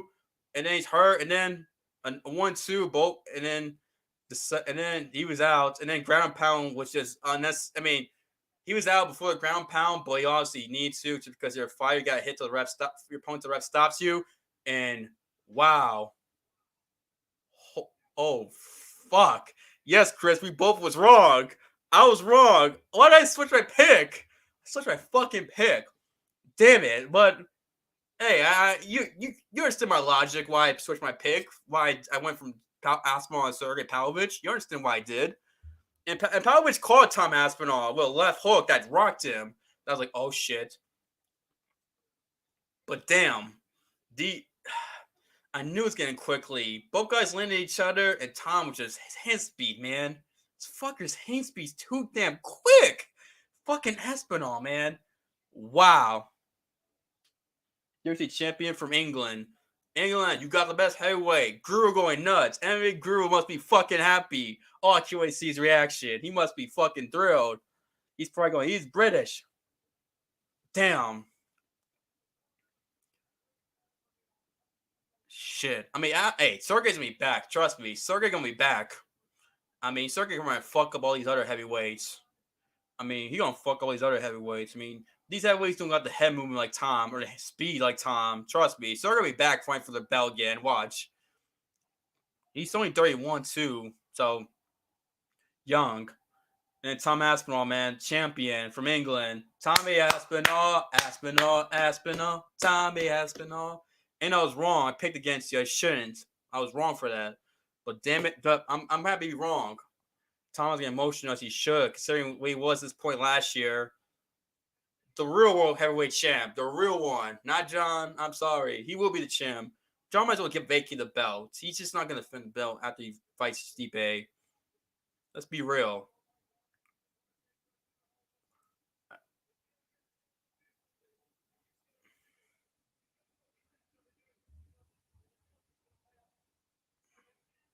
I agree, Chris. They will be a part two. Yes, this is the first of two fights at least between these two guys.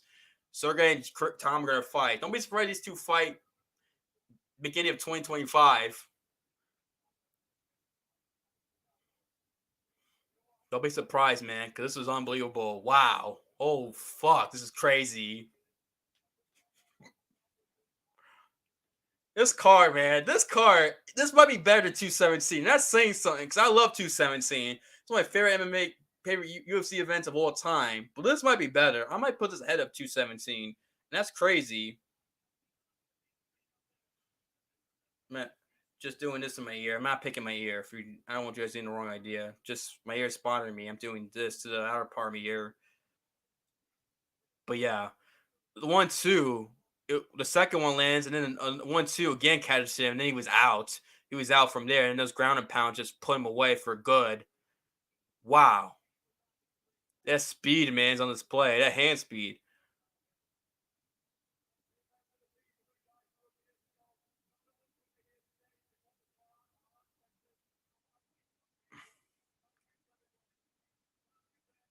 I guess he's shout out to ancestors of our country. Our ancestors doing be here, which is true. I mean, it is National Armistice Day, end of World War I. England was a big part of it. Tom Aspinall happy. Wow, my goodness, Tommy Aspinall, you are unfucking believable, man. Man, goodness. Fun fact, this will be part. Yeah, this will be. They will rematch again. Aspinall and Pavlovich.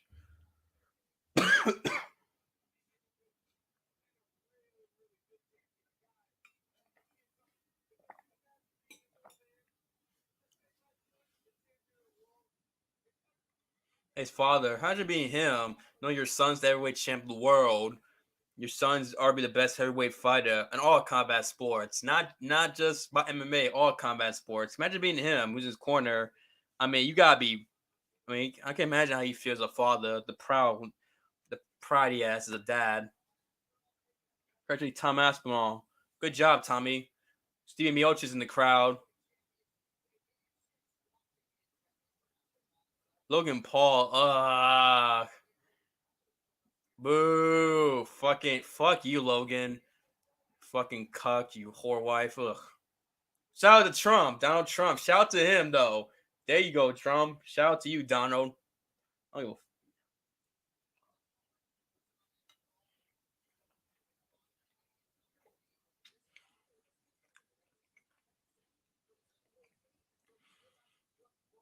hmm. Best being hugging Aspinall. Big for UK MMA. Really big for UK MMA at this moment. Chris. I'm sorry. Yo and J Check hugging him. Big for European MMA. Yeah, the US champ, but it's Logan Paul. Come on, man. This fucker. I mean, do you not know the history of this guy? Scamming his fans with crypto, scamming people with the freaking prime, to him sleeping with his brother's ex girlfriend and then bragging about it, to the BS he pulled with Dylan Dennis and his wife and the whole lawsuit, which is bullshit. Even if you don't like Dylan, but still, freaking him marrying a horrible wife. I mean, come on now. No, no. And then he's mad about it. You know, his pictures were public. He's mad Dylan pointing out for his wife being a whore, but still. And this guy's, laughing. This guy's, the lawsuit's part of his idea. He's laughing at the fact of the lawsuit. That he's like bragging about it. I mean, why would you sue someone, encourage lawsuit against an opponent before you fight? I mean, that's just lame. That's lame.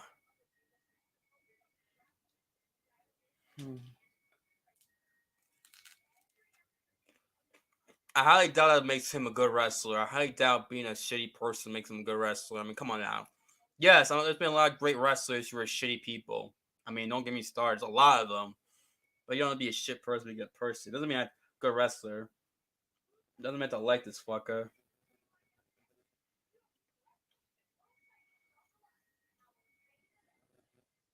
Oh, shitty's a boxer too, my Logan Paul. Shitty boxer. Hmm.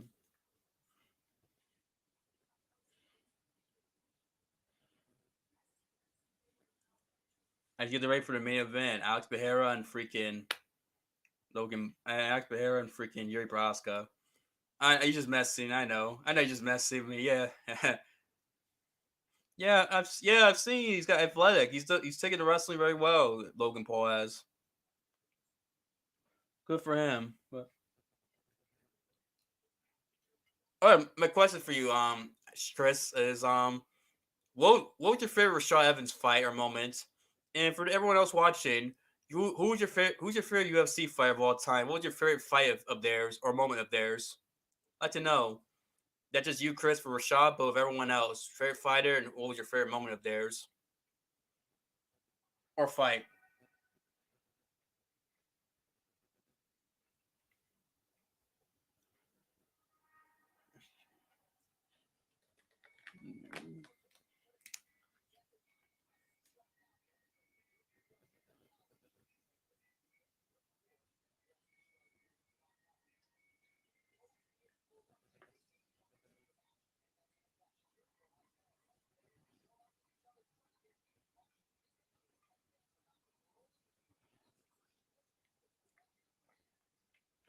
Okay, I see yours, Chris. Your favorite Rashad fight is when he beat Rampage ass. That fight, it was underwhelming. I haven't. So everyone says I need to watch it. I know the Ultimate Fire season was the greatest Ultimate Fire season of all time. Them talking shit, Tech talking shit about each other. I mean, their trash talking was funny. It was the most watched Ultimate Fire season. Now, part of it was Kimbo Slice being there, obviously, but still, it was. I mean, I've seen the clips of that season. There's trash talking. That was hilarious as fuck. Those two, that was fun. That's when the Ultimate Fire was fun to watch. That's when it mattered. That's when you cared. because the personalities were great, the coaches, the fires were great. I mean, the old Ultimate Fire days, those were awesome. Ultimate Fire is just sad to watch now. It's just pathetic what's become now compared to back in the day. It's depressing to think about. But yeah, your favorite moments were shot. And that was a big pay per view deal. Sold over a million pay per view buys. Rampage was shot. That's how big that fight was. Sold over a million pay per views. I mean, people were really into that fight. That's true. Rampage broke the cheap ass door. I remember Dana White's comments saying he was laughing. He's saying, "Shows how cheap our fucking doors are." What was the comment he said? Because that was always a common trope. The Ultimate Fighter in those days, the doors always getting broken by fighters, and coaches, and stuff. And Dana White made a joke about it. It's like, "Our doors are cheap," which is true about those doors were cheap, and Rampage did break the door because Rashad got in his head because Rashad's team kept being Rampage team. I remember, yeah. I remember. I do remember watching. I didn't watch it live, but I went back and watched some of the episodes and learn more about that season. Because I was entertained. Like I said, the best season of Ultimate Fighter was that season, the 10th season. I know people love the first season, rightfully so, because it started all. Season 5 was pretty entertaining. Nate Diaz season. I remember watching. I did watch back that season, but that 10th season with Rashad and Rampage's coaches, that was probably the most entertaining season in the history of that show by far, not even close. Ah, shit! I don't want my mic to drop. But yeah, the main event here: Jiri Prochazka and Alex Pereira. I'm going Alex Pereira. The reason why is because I don't know how Yuri's gonna look. Considering he's coming first fight since June 2022, coming off the shoulder injury. Like UFC doctors mentioned, it was the worst shoulder injury they ever seen in their history of doing medical field. And this is his first fight. He's probably gonna be rusty, and it might play a factor. But also, Yuri's reckless. Yuri's is a great striker, powerful striker. But he's very reckless and chaotic. And against Alex Pereira, all he needs is one opening, and he can hit you with something and drop you and hurt you badly. And I think he's gonna leave himself open to get caught by Alex, and Alex is gonna capture him, hurt him badly, and probably lead to the finish because he'll leave himself too open. I think the fact that Yuri's coming off that shoulder injury, he's really a little bit rusty, and the fact that he's very, unorthodox and reckless sometimes, leaves himself open. I mean, Glover Teixeira hit him a lot of combos, hurt him badly in their fight. And our guys, and I think Ray has calmed him. Ray has calmed him at least once or twice in their fights, despite Yuri fucking knocking him out badly. He calmed him a couple of times in their fight because he leaves himself open with his reckless style. So the reckless style leaves himself open against a power puncher, and Alex Pereira is very more technical than him. He's got power in his hands and more comfortable at 205 and the shoulder injury. Yeah, that's why I'm going Alex. I think Alex is going to finish Yuri. Alex with his walkout. I love his walkout. I love the song. I love the little thing he does with this. Then the arrow on the screen. I love Alex's walkout. Is intimidating as fuck. As he goes to Madison Square Garden, fight there the third time. Second main event at the Garden. Alex is coming out. Get ready for him to do the arrow part, the bow and arrow first.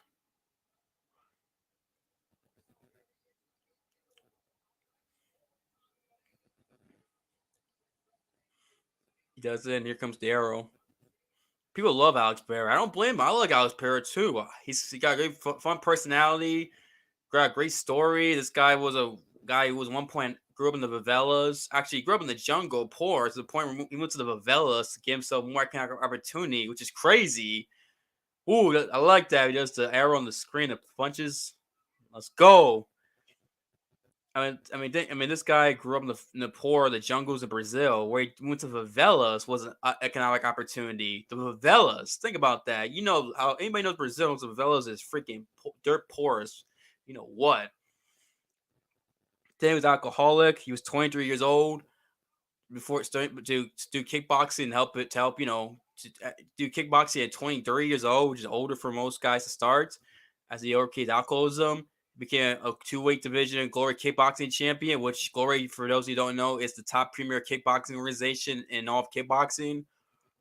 And then did well. And then what got him to do MMA more is because Israel Adesanya was basically trash talking him, talking about how he's gonna be talking about that for the rest of his life and continue to do great things. Basically being arrogance, and that will really inspire Alex to commit to MMA full time. And then like that goes after wins 3 in a row, goes to UFC, and then think about it. Then within a year of making UFC debut, becomes middleweight champ, knocks out Israel Asanya at Madison Square Garden despite being down 3-1.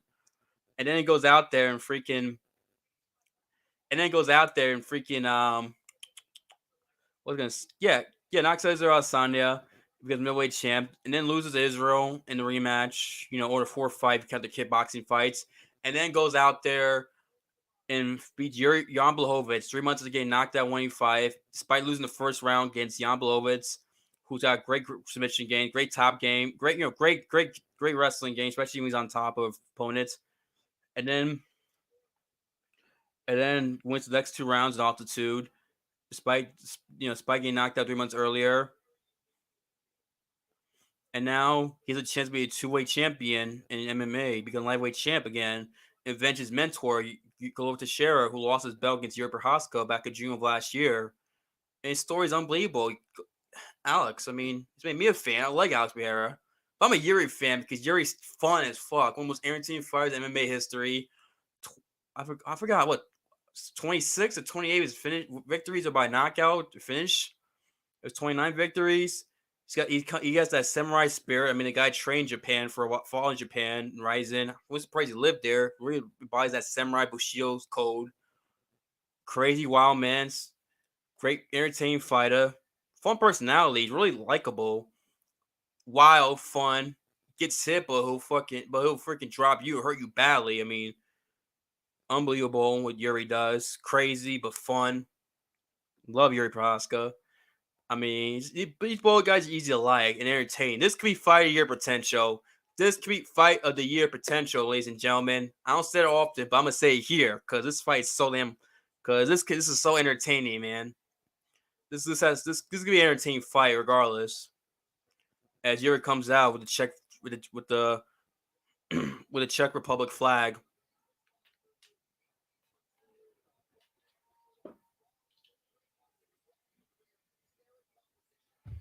Crazy thing, this guy Jiri Prochazka became champion in his third fight in the UFC, and then Alex became champion in his fourth fight in the UFC. I mean, let that sink in. Both guys had quick rises to the top. I mean, that's crazy. These guys are like unique MMA UFC fighters of all time. Some of the most unique fighters in all of UFC. The fact they got to the top so quickly, it's unbelievable, man. You got to tip your hat to both guys for that. I can't wait to see this fight. I so can't wait.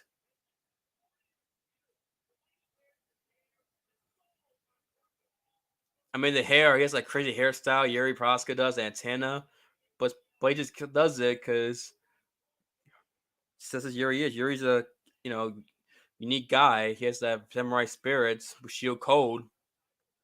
I love it. I call him the Czech samurai. A lot of us call him the Czech samurai, and he is a Czech samurai.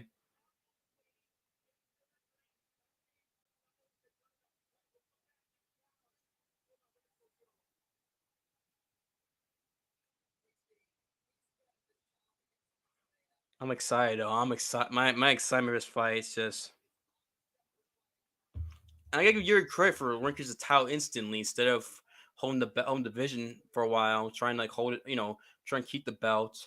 I give him credit for relinquishing the belt, knowing that it's gonna be out for a while. And look, it was a smart decision because Jamal Hill became champ. Unfortunately, Jamal got hurt, which no one saw coming, and now he's got a chance to reclaim the belt he never lost. To become, I mean, he's to me, he was definitely be the rightful champion. Obviously, the fight to make is him and Jamal Hill.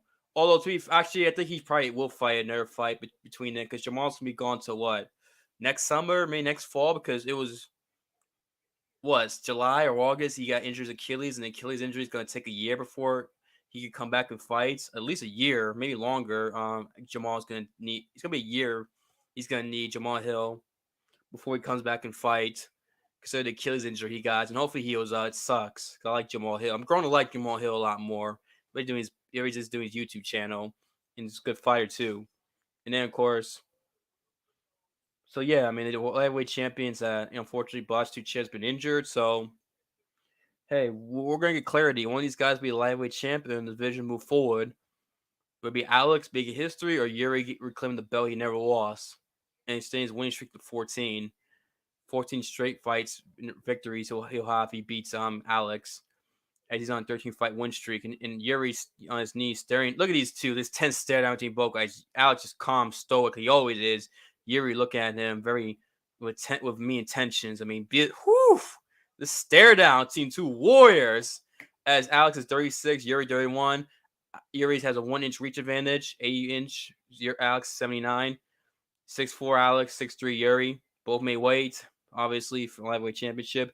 Alex minus 125 favorite. Yuri's a 125 underdog. Fights, the odds are close. No betting advice. It's both guys just staring each other down like warriors knowing they're about to go to war. And they're about to go fucking war. Oh, I can't wait. Oh my goodness. This is going to be... I'm like Kid Christmas with this fight. I can't wait. Mark Gard, referee.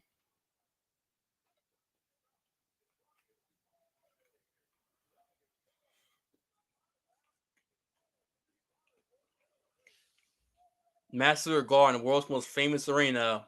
A fight. This arena deserves a fight like this. These two warriors and what that brings to the octagon.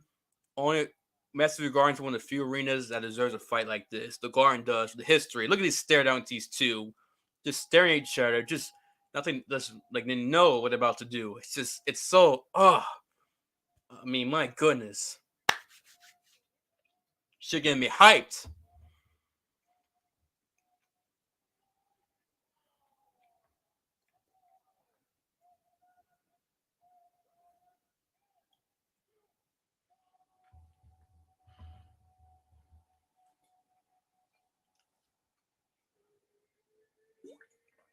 I don't blame you, Rio. Rio in the comment section on YouTube. I don't blame you, dude. I'm excited too.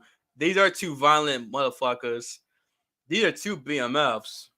Or you want those violent man title? These two guys are in the conversation. Look at these two. Oh my goodness. The nerves. Can't wait. Oh my goodness. I agree, Rio. Rio, I'm with you. He's getting back for Glover. If he does this and then beats Jamal Hill, this is some anime comic book stuff. They got the sensei loses and eventually sensei type of shit. This is like you need a manga or comic book made about Alex Pereira in his life. You should. I mean, if he does it, you gotta make it. I might do it. Fuck. I might got to a comic book or series based on Alex Pereira's life. If he's able to beat Jiri Prochazka and avenge his sensei, mentor Glover.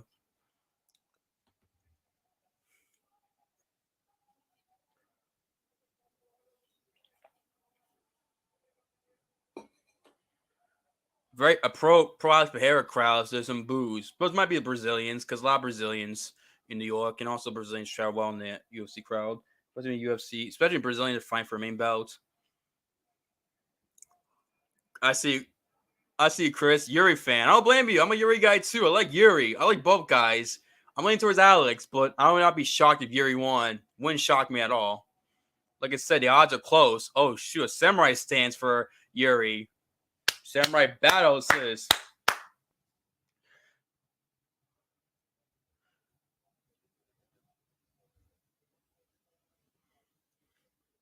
Touch gloves, respect, obviously. Oh my goodness. That's in the eyes always shut the whole time. The almost 10 stare downs of all time. It's up there with Crow Cop and freaking Wonderlay back in the day in Pride. You ever seen that stare down those two fuckers? I was intense. Here we go. 10 octagon. 4 minutes 55 seconds left in the first round. Not a lot of action. Both guys just stand octagon, being patient. Leg kick attempt from Yuri misses. I will not do a leg kick battle of Alex because I think he'll lose that battle for sure. Nice inside leg kick though from Yuri, but still, you're gonna lose that battle. Yuri does look like that he's gonna do something serious. You're right about that, Chris. Ooh. Nice body shot there from Alex. Attempt. Yuri's being more elusive, trying in and out, which is smart. Oh, heck, kick there. Heck, misses though. might have just glazed chin of Yuri. It looked like nice uppercut from Yuri. Caught Alex, but Alex took it well. Nice leg kick though from Yuri. Leg kick. A leg kick drop Yuri. Damn. Alex leg kick is great. I mean, he out leg kick Israel. Another leg kick from Alex. Yeah, those can't intimidate those. Alex leg kicks are dangerous. They're up there with Gaethje's leg kicks. I mean, my goodness. Wow. Like I said, he caught Israel's left leg both fights quick, as Rogan pointed out, which is true. Israel's lies in leg kick, and Alex basically took away Israel's leg kicks, his leg in those fights. Not a leg kick from Alex that lands. Legs already hurt. It is. Buckle. Yuri does a 1-2. Fakes a takedown. Nice leg kick. Another leg kick. That hurt. He just does it. You can't even tell he's gonna do a leg kick. That leg's getting beat up from Alex's beating up Yuri's left leg. Is it swollen? Really? Wow. Nice right from Yuri.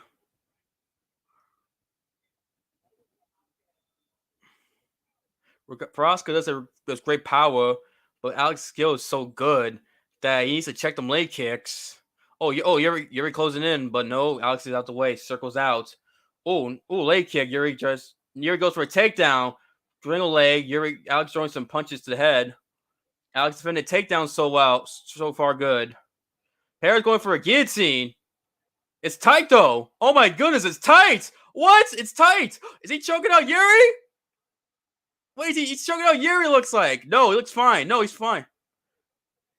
He's got hands on it. Okay, looked like it was tight for him. He's choking. Great job, Yuri. Takes down Alex. Good job, Prochazka. Man.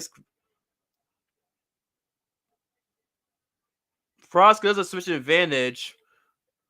But Alex did a good job against Jan Blachowicz with submission attempts and altitude back in July. So wouldn't see what Yuri could do. And if you're Yuri, you might want to throw some ground and pound. Although easier said than done because Alex is doing a good job defending himself. It's early in the drive. Maybe it's the worst timing for you to take it down if you're Alex Pereira. Yuri's trying to go ground and pound. But Alex is trying out, making it hard for Yuri to go ground and pound.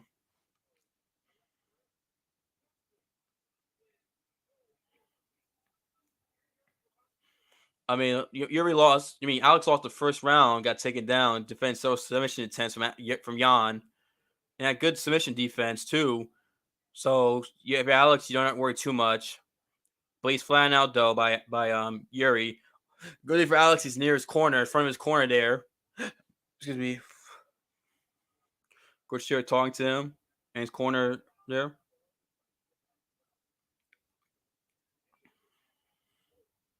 He works with Glover Teixeira, whose top game is freaking is one of the best in lightweight history. Nice elbows from Yuri. Big shots there. Good. Even that hard shot still to make enough elbows can land, he can cut Alex Pereira.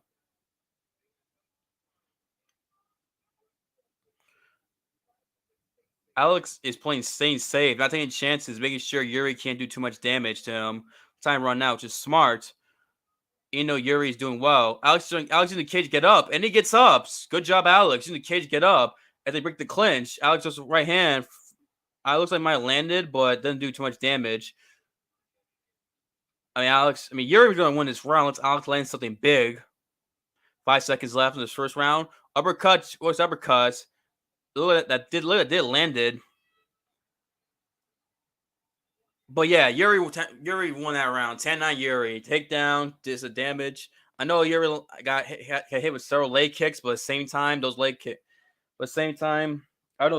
he didn't land anything that was memorable in that round. So that I recall. He might have landed a couple punches, but I feel like Yuri had the better offense with a takedown, some elbows on the ground, and he landed that uppercut there. So yeah, Yuri 10-9. Yuri won round 1. Yeah, I'm with you, Chris. Yuri won that round. But Yuri needs to check them leg kicks. He needs to, because if he don't, if his legs gonna be compromised, makes him the same target for Alex to freaking hit him with that left hook or any of his punches, which you don't want to do if you're against Alex Pereira. I mean, you don't want to do if you're Yuri going against Alex. I meant to say.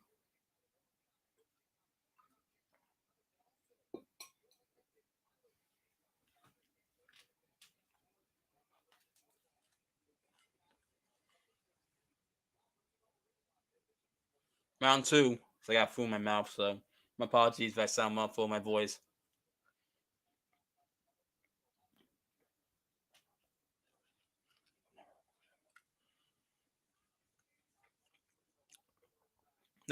Prochazka. Ooh, leg kick there from Yuri. I mean, from Alex. Yuri tips, but Alex out the way. Very unorthodox that style. Yuri does it, which you know you got to try to draw off Alex, right? Catch him off guard, and that's what Yuri usually does in his fights. It's worked well in his career. That's 1-2 from Alex, but Yuri takes it well.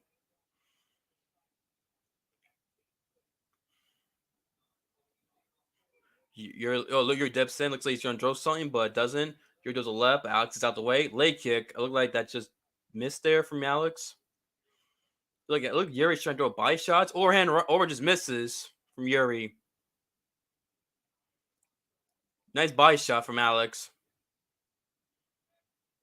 Ooh, look like a jump kick to the gut from Yuri. Not too hard. Left head kick. Ooh, body shot. Alex is out the way there.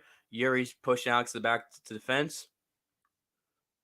Yuri's doing well so far. We'll see Alex be more patient. Yuri's being more active, but still a lot of time. 3 minutes and 27 seconds. 27 seconds left in the second round. Excuse me. Good job from Alex. Oh, head kick. Oh, that landed, but Yuri took it well. Looks like. Oh no, might land his shoulder though. Oh, a nice leg kick from Alex. Look, he drew a little head kick. It might land his shoulder, or might just graze Yuri's head. But Yuri took it well out of the way. If you're Alex, keep throwing that leg kick. Keep throwing that. Oh, Yuri, nice left from Yuri. Nice right hand from Prochazka. Nice Pereira up. Pereira might be somewhat hurt. Doesn't have too many does, obviously. You need to buy for Yuri. Oh, Alex counter shots. Yuri dodges it. Oh, nice right from Yuri. Nice left from Yuri. Right. Alex way back. Both of our lands. They both misses. Oh, nice knee from Yuri to clinch. Yuri got Alex hurt. Got him hurt. Oh, yeah, right, but misses. The clinch now. Alex does a good knee there. Yuri pushes Alex to the back of the fence. Halfway around to the second round. If it's dirty and ugly, dirty boxing, Yuri's got a better chance, obviously, than clean striking for obvious reasons. Big deep breath there.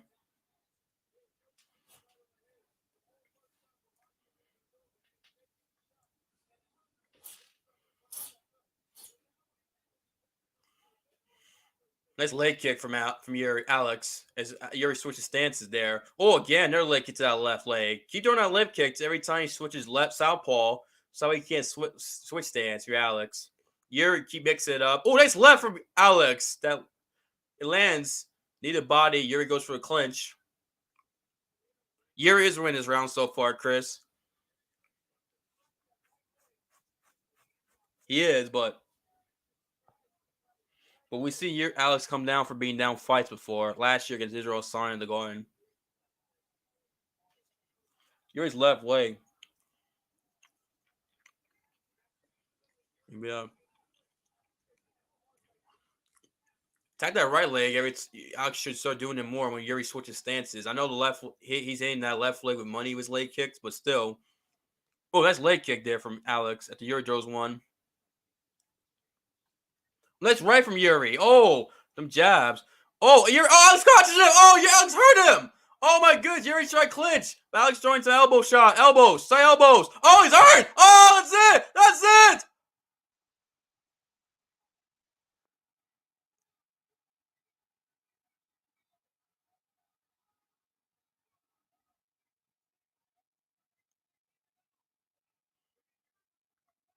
I couldn't see it. Yuri fell. Yuri out. Alex Pereira, champion. Mike Castle. Damn, was it true left hook? It was a right hook, and then elbows when Yuri went for a takedown. Oh man, I gotta see. It looked like he wasn't out. Yuri got aggressive, Chris. He did, and then I didn't see. Cause he didn't look out to me. I thought I didn't. He looked out to me. I gotta see the replay because it wasn't bad. Let me see the replay. Jab. You rocked Alex here. Right hand. Left hook. No, right hook from me, Alex. No, left hook. No, left hook. That was signature left hook that hurt him. Then hammer fist. These hammer fists and then the elbows. Oh, he dropped. He dropped him. Yeah. Shit. Was it bad? Like, it didn't look bad. I don't know. It's a little early. Let me see, because it looked like. I don't like it's a little early. I don't like the stoppage. He was hurt, but it wasn't out. Right hook that lands, and then the left hook, center left hook that drops out. Yuri goes down, goes for a gate, goes to elbows, sinks the elbows. He does go down right here. He was hurt, but he wasn't out though. He's wobbly, yes.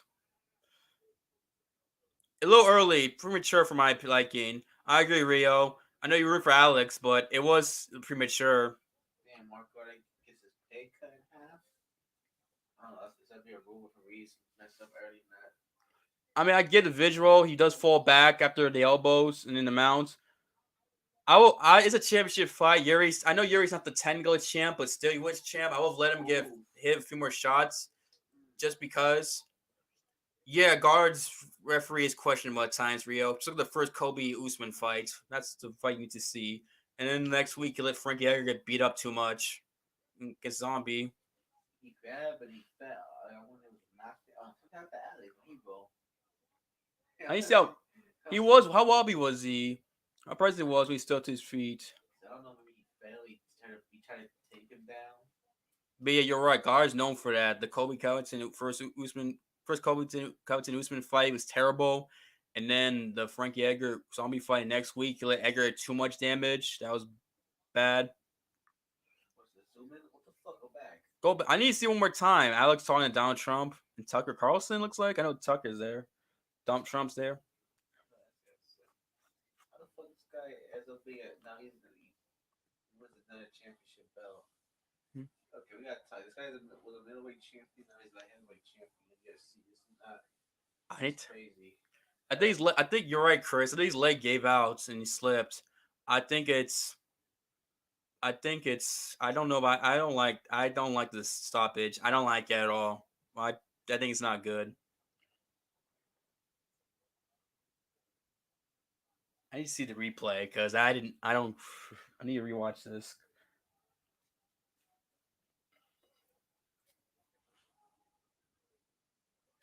Oh shit! It was the second.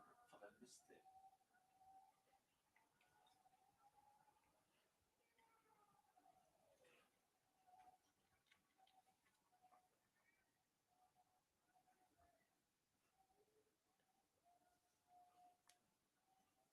Alex versus Tom Aspinall. I wouldn't go that far, Chris. I would not. I just think maybe Rockguard had a terrible night.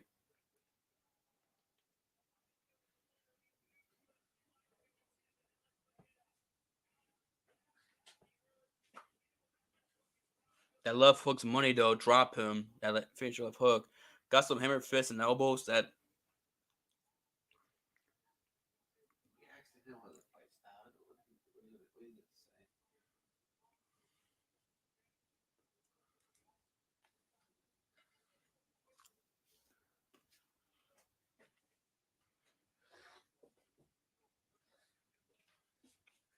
wow. He does look. He does look older, Joe. Ever since he got balder, he got older.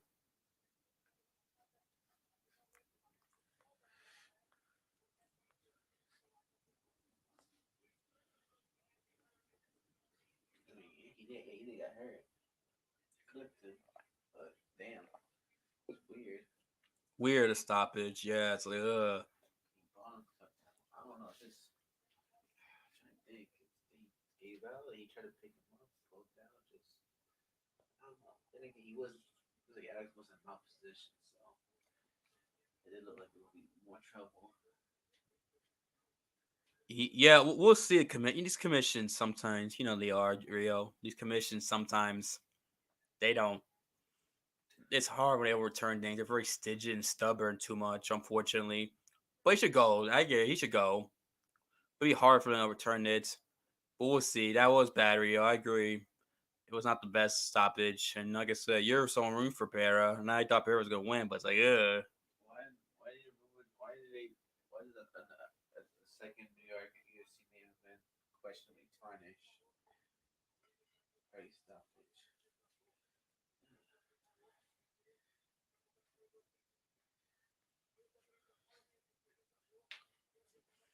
Yeah, Yuri looked like he was ready to go. Yes, he did stumble a little bit, but it wasn't like out of it, like loopy. It wasn't like Mackenzie Dern in her fight where she was clearly wobbly and hurt, like out. Where she got dropped like 3 times prior to the fourth knockdown. So I see again because he's wobble, but there's a lot of fighters who fight wobble. You don't forget Whitaker clearly legs gave out when you're well hit in the second fight. Yeah. Third round, like he clearly like from his video, they look like he was dancing. Yeah, I mean Kevin Lee was wobbly. We got hit with the head kick by Barboza. Whitaker when he got second fights. Joel. I mean Oliveira looked like he was done in their fight, Chandler, and then we saw what happened. So I mean, I would like the ref should let Yuri take a couple more shots. At least for a couple more seconds. If Yuri just takes a few more shots, then you stop the fight. In my opinion, that's what they should have done. Guard should have done. It was Israel. It was Israel coming like heavyweights. What about Jamal Hill though? Jamal Hill, yeah. What's his gang signs?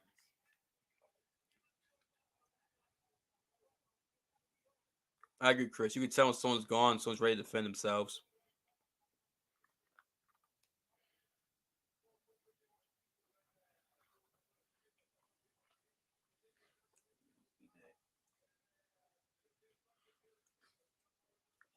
Almost there, your whole money smoke.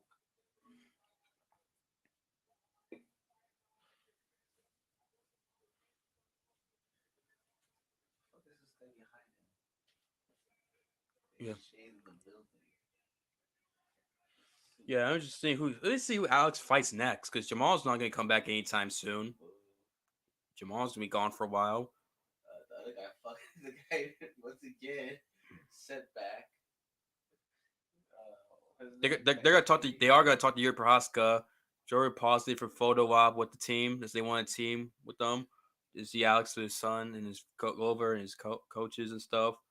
Joe's gonna talk to Yuri. I want to hear what Yuri thinks. Everyone knows Yuri finds that he's aggressive. He's going to take shots. This is true, Chris. You're right about that. See what Yuri has to say.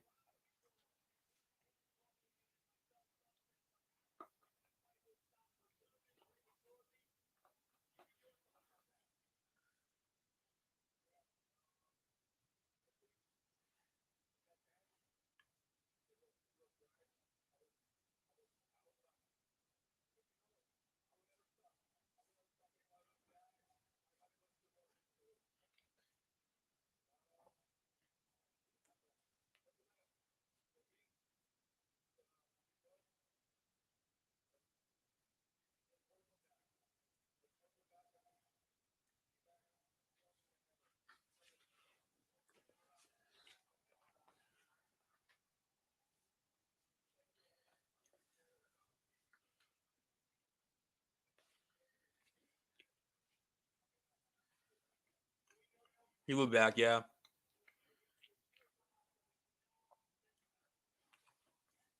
I don't know. Look, Yuri was saying that he was out. Look, he didn't.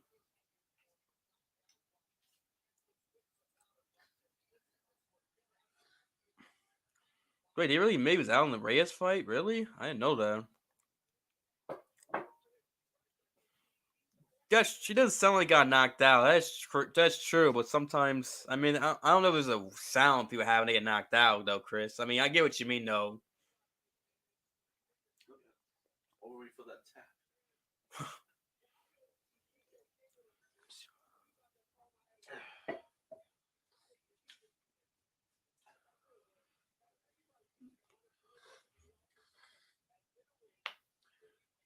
They play Empire State of Mind in the Garden. Yeah. I mean, his card. I mean,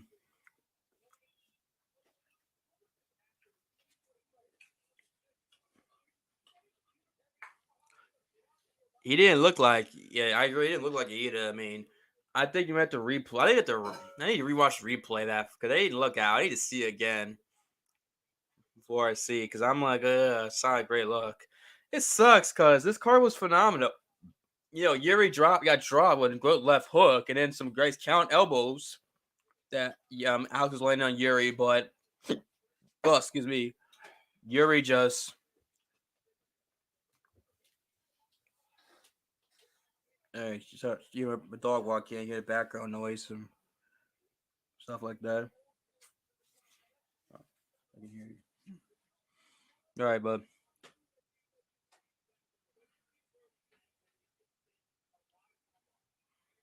Three of the top four highest grossing events at MSG. Holy crap. The UFC, really? Wow. MSG's getting more popular. Three top four highest grossing events in Madison Square Garden history. We're gonna see a lot of events. They got this event was number 2 all time in terms of highest grossing event. MSG gate was 12.4 million. The highest gate UFC in MSG history was UFC 205, the first UFC event in Madison Square Garden. McGregor Alvarez. What about boxing pools? Good question. When you watch it, look at his left leg. Chris. Okay, I see. Wait, you mean in terms of it being out or not out? Wait, that's the main event of the China card. Song Don Chris Gutierrez. What's wrong? Wait, Li Yang Xian? That should be the main event. The women's strawweight title fights. They're both Chinese. The Chinese people got tired of seeing female and want to see a fail. I highly doubt it, considering they're both Chinese. You're gonna get a Chinese victor no matter what. It's guaranteed.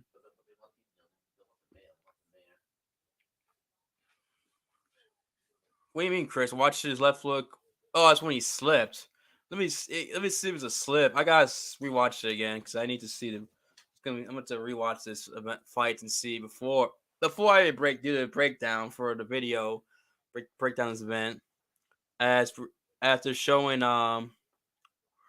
next week's card is gonna be Brandon Allen against Paul Craig in a good main event for a middleweight fight. Yeah, of course McGregor's number one. It would make sense McGregor be number one in the Garden. That event 205 coming off the ATS fights. Yeah, making history. Shit, it makes sense. And of course, this gate did so well because the tickets were so damn expensive. I was shocked at how much people were paying for them tickets recently for this event. It's crazy, Chris. Hello, John. What's up to you, John Ross? Hey, what do you thought of this card, John? Everyone else, good, bad? This card was great. This was a great card. It weren't for that controversy, I would say this would have been the greatest Master Garden card of all time. I would have. It might be better than 217. That's the card I always consider the best Master Garden card. The second one, that's the one I high regard because I love that pay per view. It's one of my favorite pay per views ever. But this card might be better. Maybe the controversy at the end. It's like, I don't know, maybe not. If it was controversial, I would say for sure, yes, this pay per view was better than the second Master Garden card. But still. This pay-per-view card is awesome.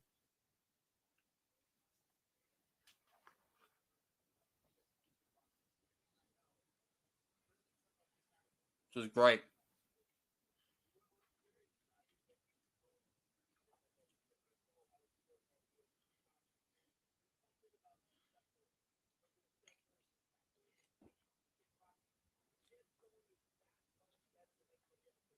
Everyone's good besides the main event.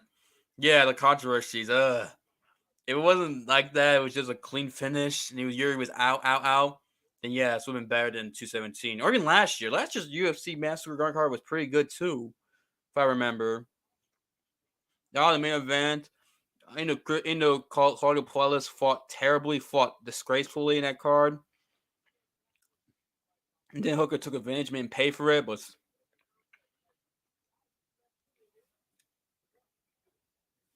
you give it A-? Yeah, I'm going A- in this card. A-, yeah, for sure. The prelims were excellent. Prelims make you give it an A. The prelims in the main card is an A. The prelims were freaking fun to watch.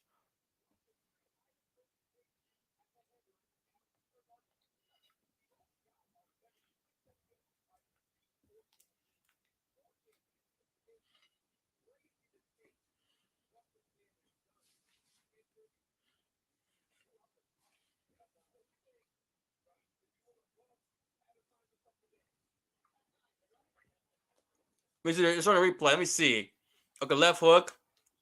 Okay, the hammer punch, elbows. He got dropped.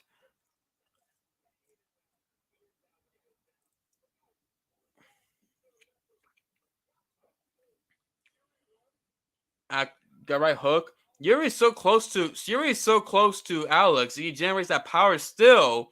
It was short left hook and you still drop him. That left hook is awesome. Look, right hand, moving his left hook right there. Boom. Right on the button. That's impressive. It's short highlight. He tries to get a takedown, hammer fist, and then some elbows. These elbows. He got dropped. He get dropped by an elbow. Yuri said Yuri was going for a takedown. Those hammer fists and elbows, he get dropped, and then he got hit hammer fist and he slumped. So I could kind of see why guard stopped it, but you don't know. I mean, a lot of fights where guys were wobbly, almost out, and they came back at one though. So it's like, um,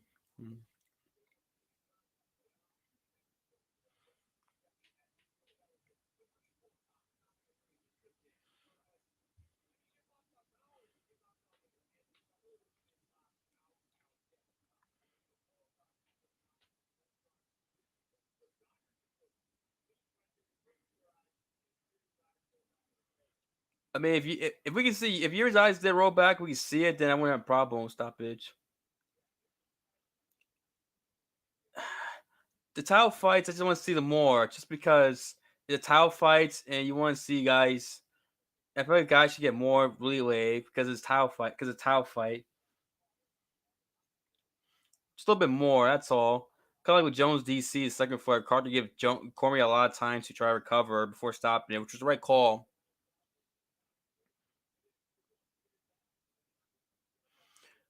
But Chris, I see you comment. I may not watch UFC like I used to, but I know a little something. Yeah, you do. Yeah.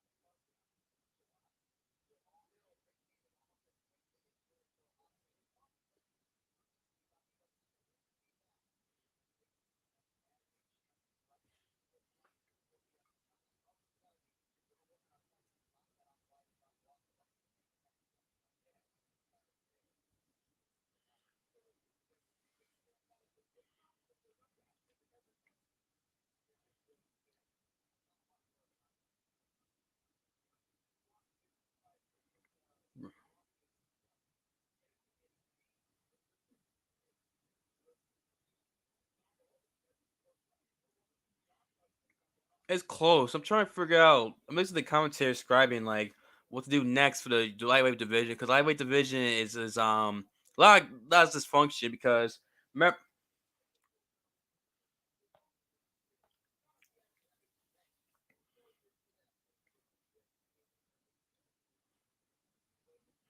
you gotta remember Magomed Goliath and Johnny Walker were supposed to fight against each other. You know, I mean, they fought in Abu Dhabi. It's really clarity. The winner of that fight was supposed to fight the winner of this fight, but then the controversial stoppage with the doctor against Johnny Walker, and then it's like we're still controversy. And Johnny announced that they're trying to rebook that fight, Goliath and Johnny Walker, for main event or in 2024 of a card. So You got Vaz and then Alex Rakic against Jan Blachowicz. And remember, the Blachowicz fight was close against Alex Pereira, where Jan thought he won.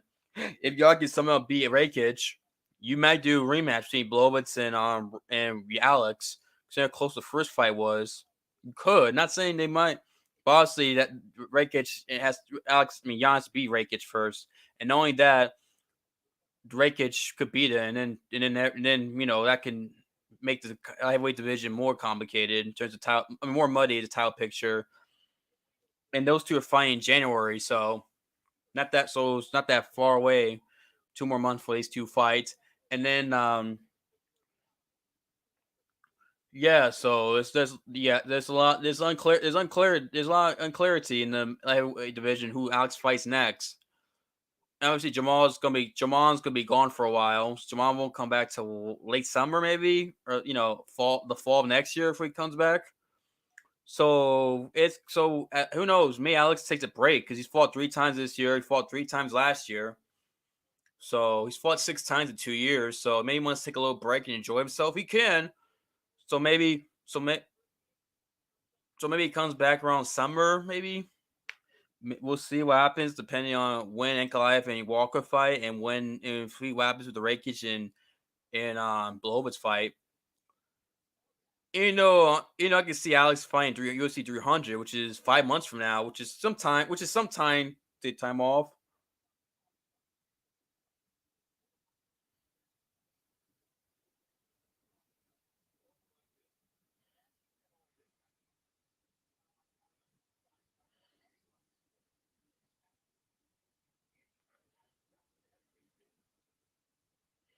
I mean, yeah. Well, he was getting it. I don't think he was getting a towel back. I disagree with you, Chris. I think Jamal Hill's gonna lose to Alex. I really do. Even Jamal is healthy. I think Alex is too much. I don't think Jamal Hill's got the grappling to really give your Alex problems, and his striking ain't nowhere near Alex's level. Not even close. No.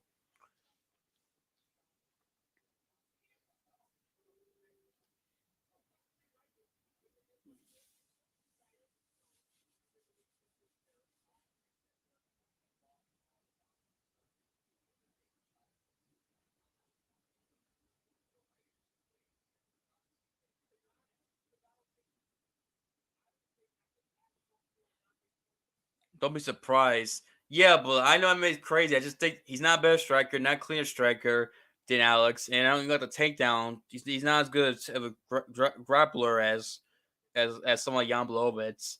And even if you take your Alex down, doesn't mean you're gonna dominate him. So that's the problem. That's why I think Alex is gonna knock out firstly Jamal. I think he's gonna complete the revenging Glover's losses.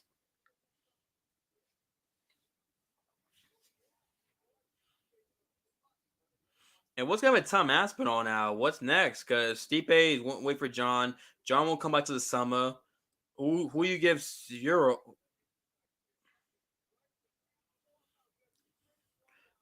I mean, we did with Aspinall.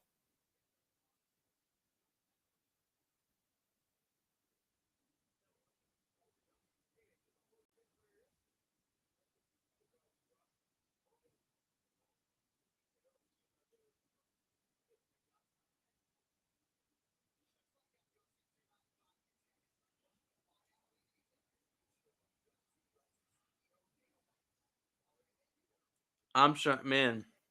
We do with Aspinall next.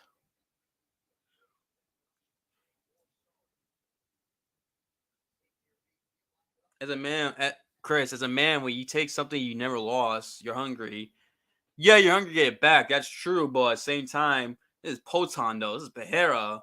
That man, that left hook. I mean, he didn't. I mean, he was close. Freaking Yuri's so close. He Jerry Power drop him. That left hook is money. That's the thing. All it takes is one left foot from Alex. Just look all the time he does with left hook. He lands it. It changes people's perspective.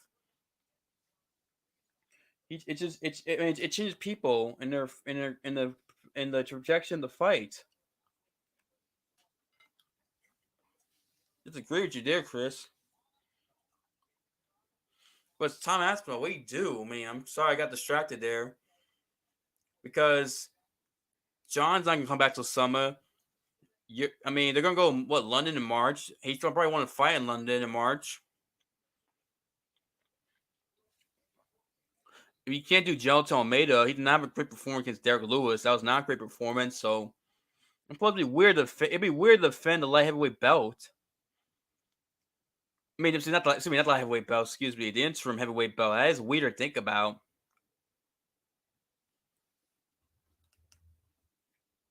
That's very odd, strange to think about. A guy defend the interim belt, but he doesn't want to wait till next year to fight. Because think about it, Stipe Jones. If they're gonna decide to wait, hold out, it's gonna be till what July or August they fight, and then November. I mean, it's the Tom Aspinall really want to wait a year to fight? I don't think so. I mean, he's gonna defend the interim belt, which is strange. It's happened before, but it's still weird to think about. Aspinall Zero Gone in London. That would make sense. Yeah, London. That's a good idea. Aspinall Zero Gone and freaking.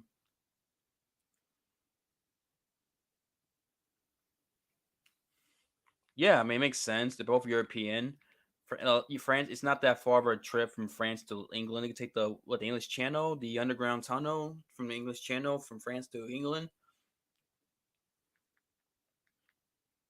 I actually, believe it or not, I wouldn't mind that. Zero Gone and Tom Aspinall fight in March in London. If they go to London in March, I actually like that idea. You can do that if Tom Aspinall wants to be active. They're going London. That could be your main event. To Aspinall in London against Zero Gone. Then he fights the winner Stipe Jones. Although he is the world heavyweight champ in my opinion. Tom Aspinall. I don't give a fuck what anybody says. That man's the real world champ. Sorry.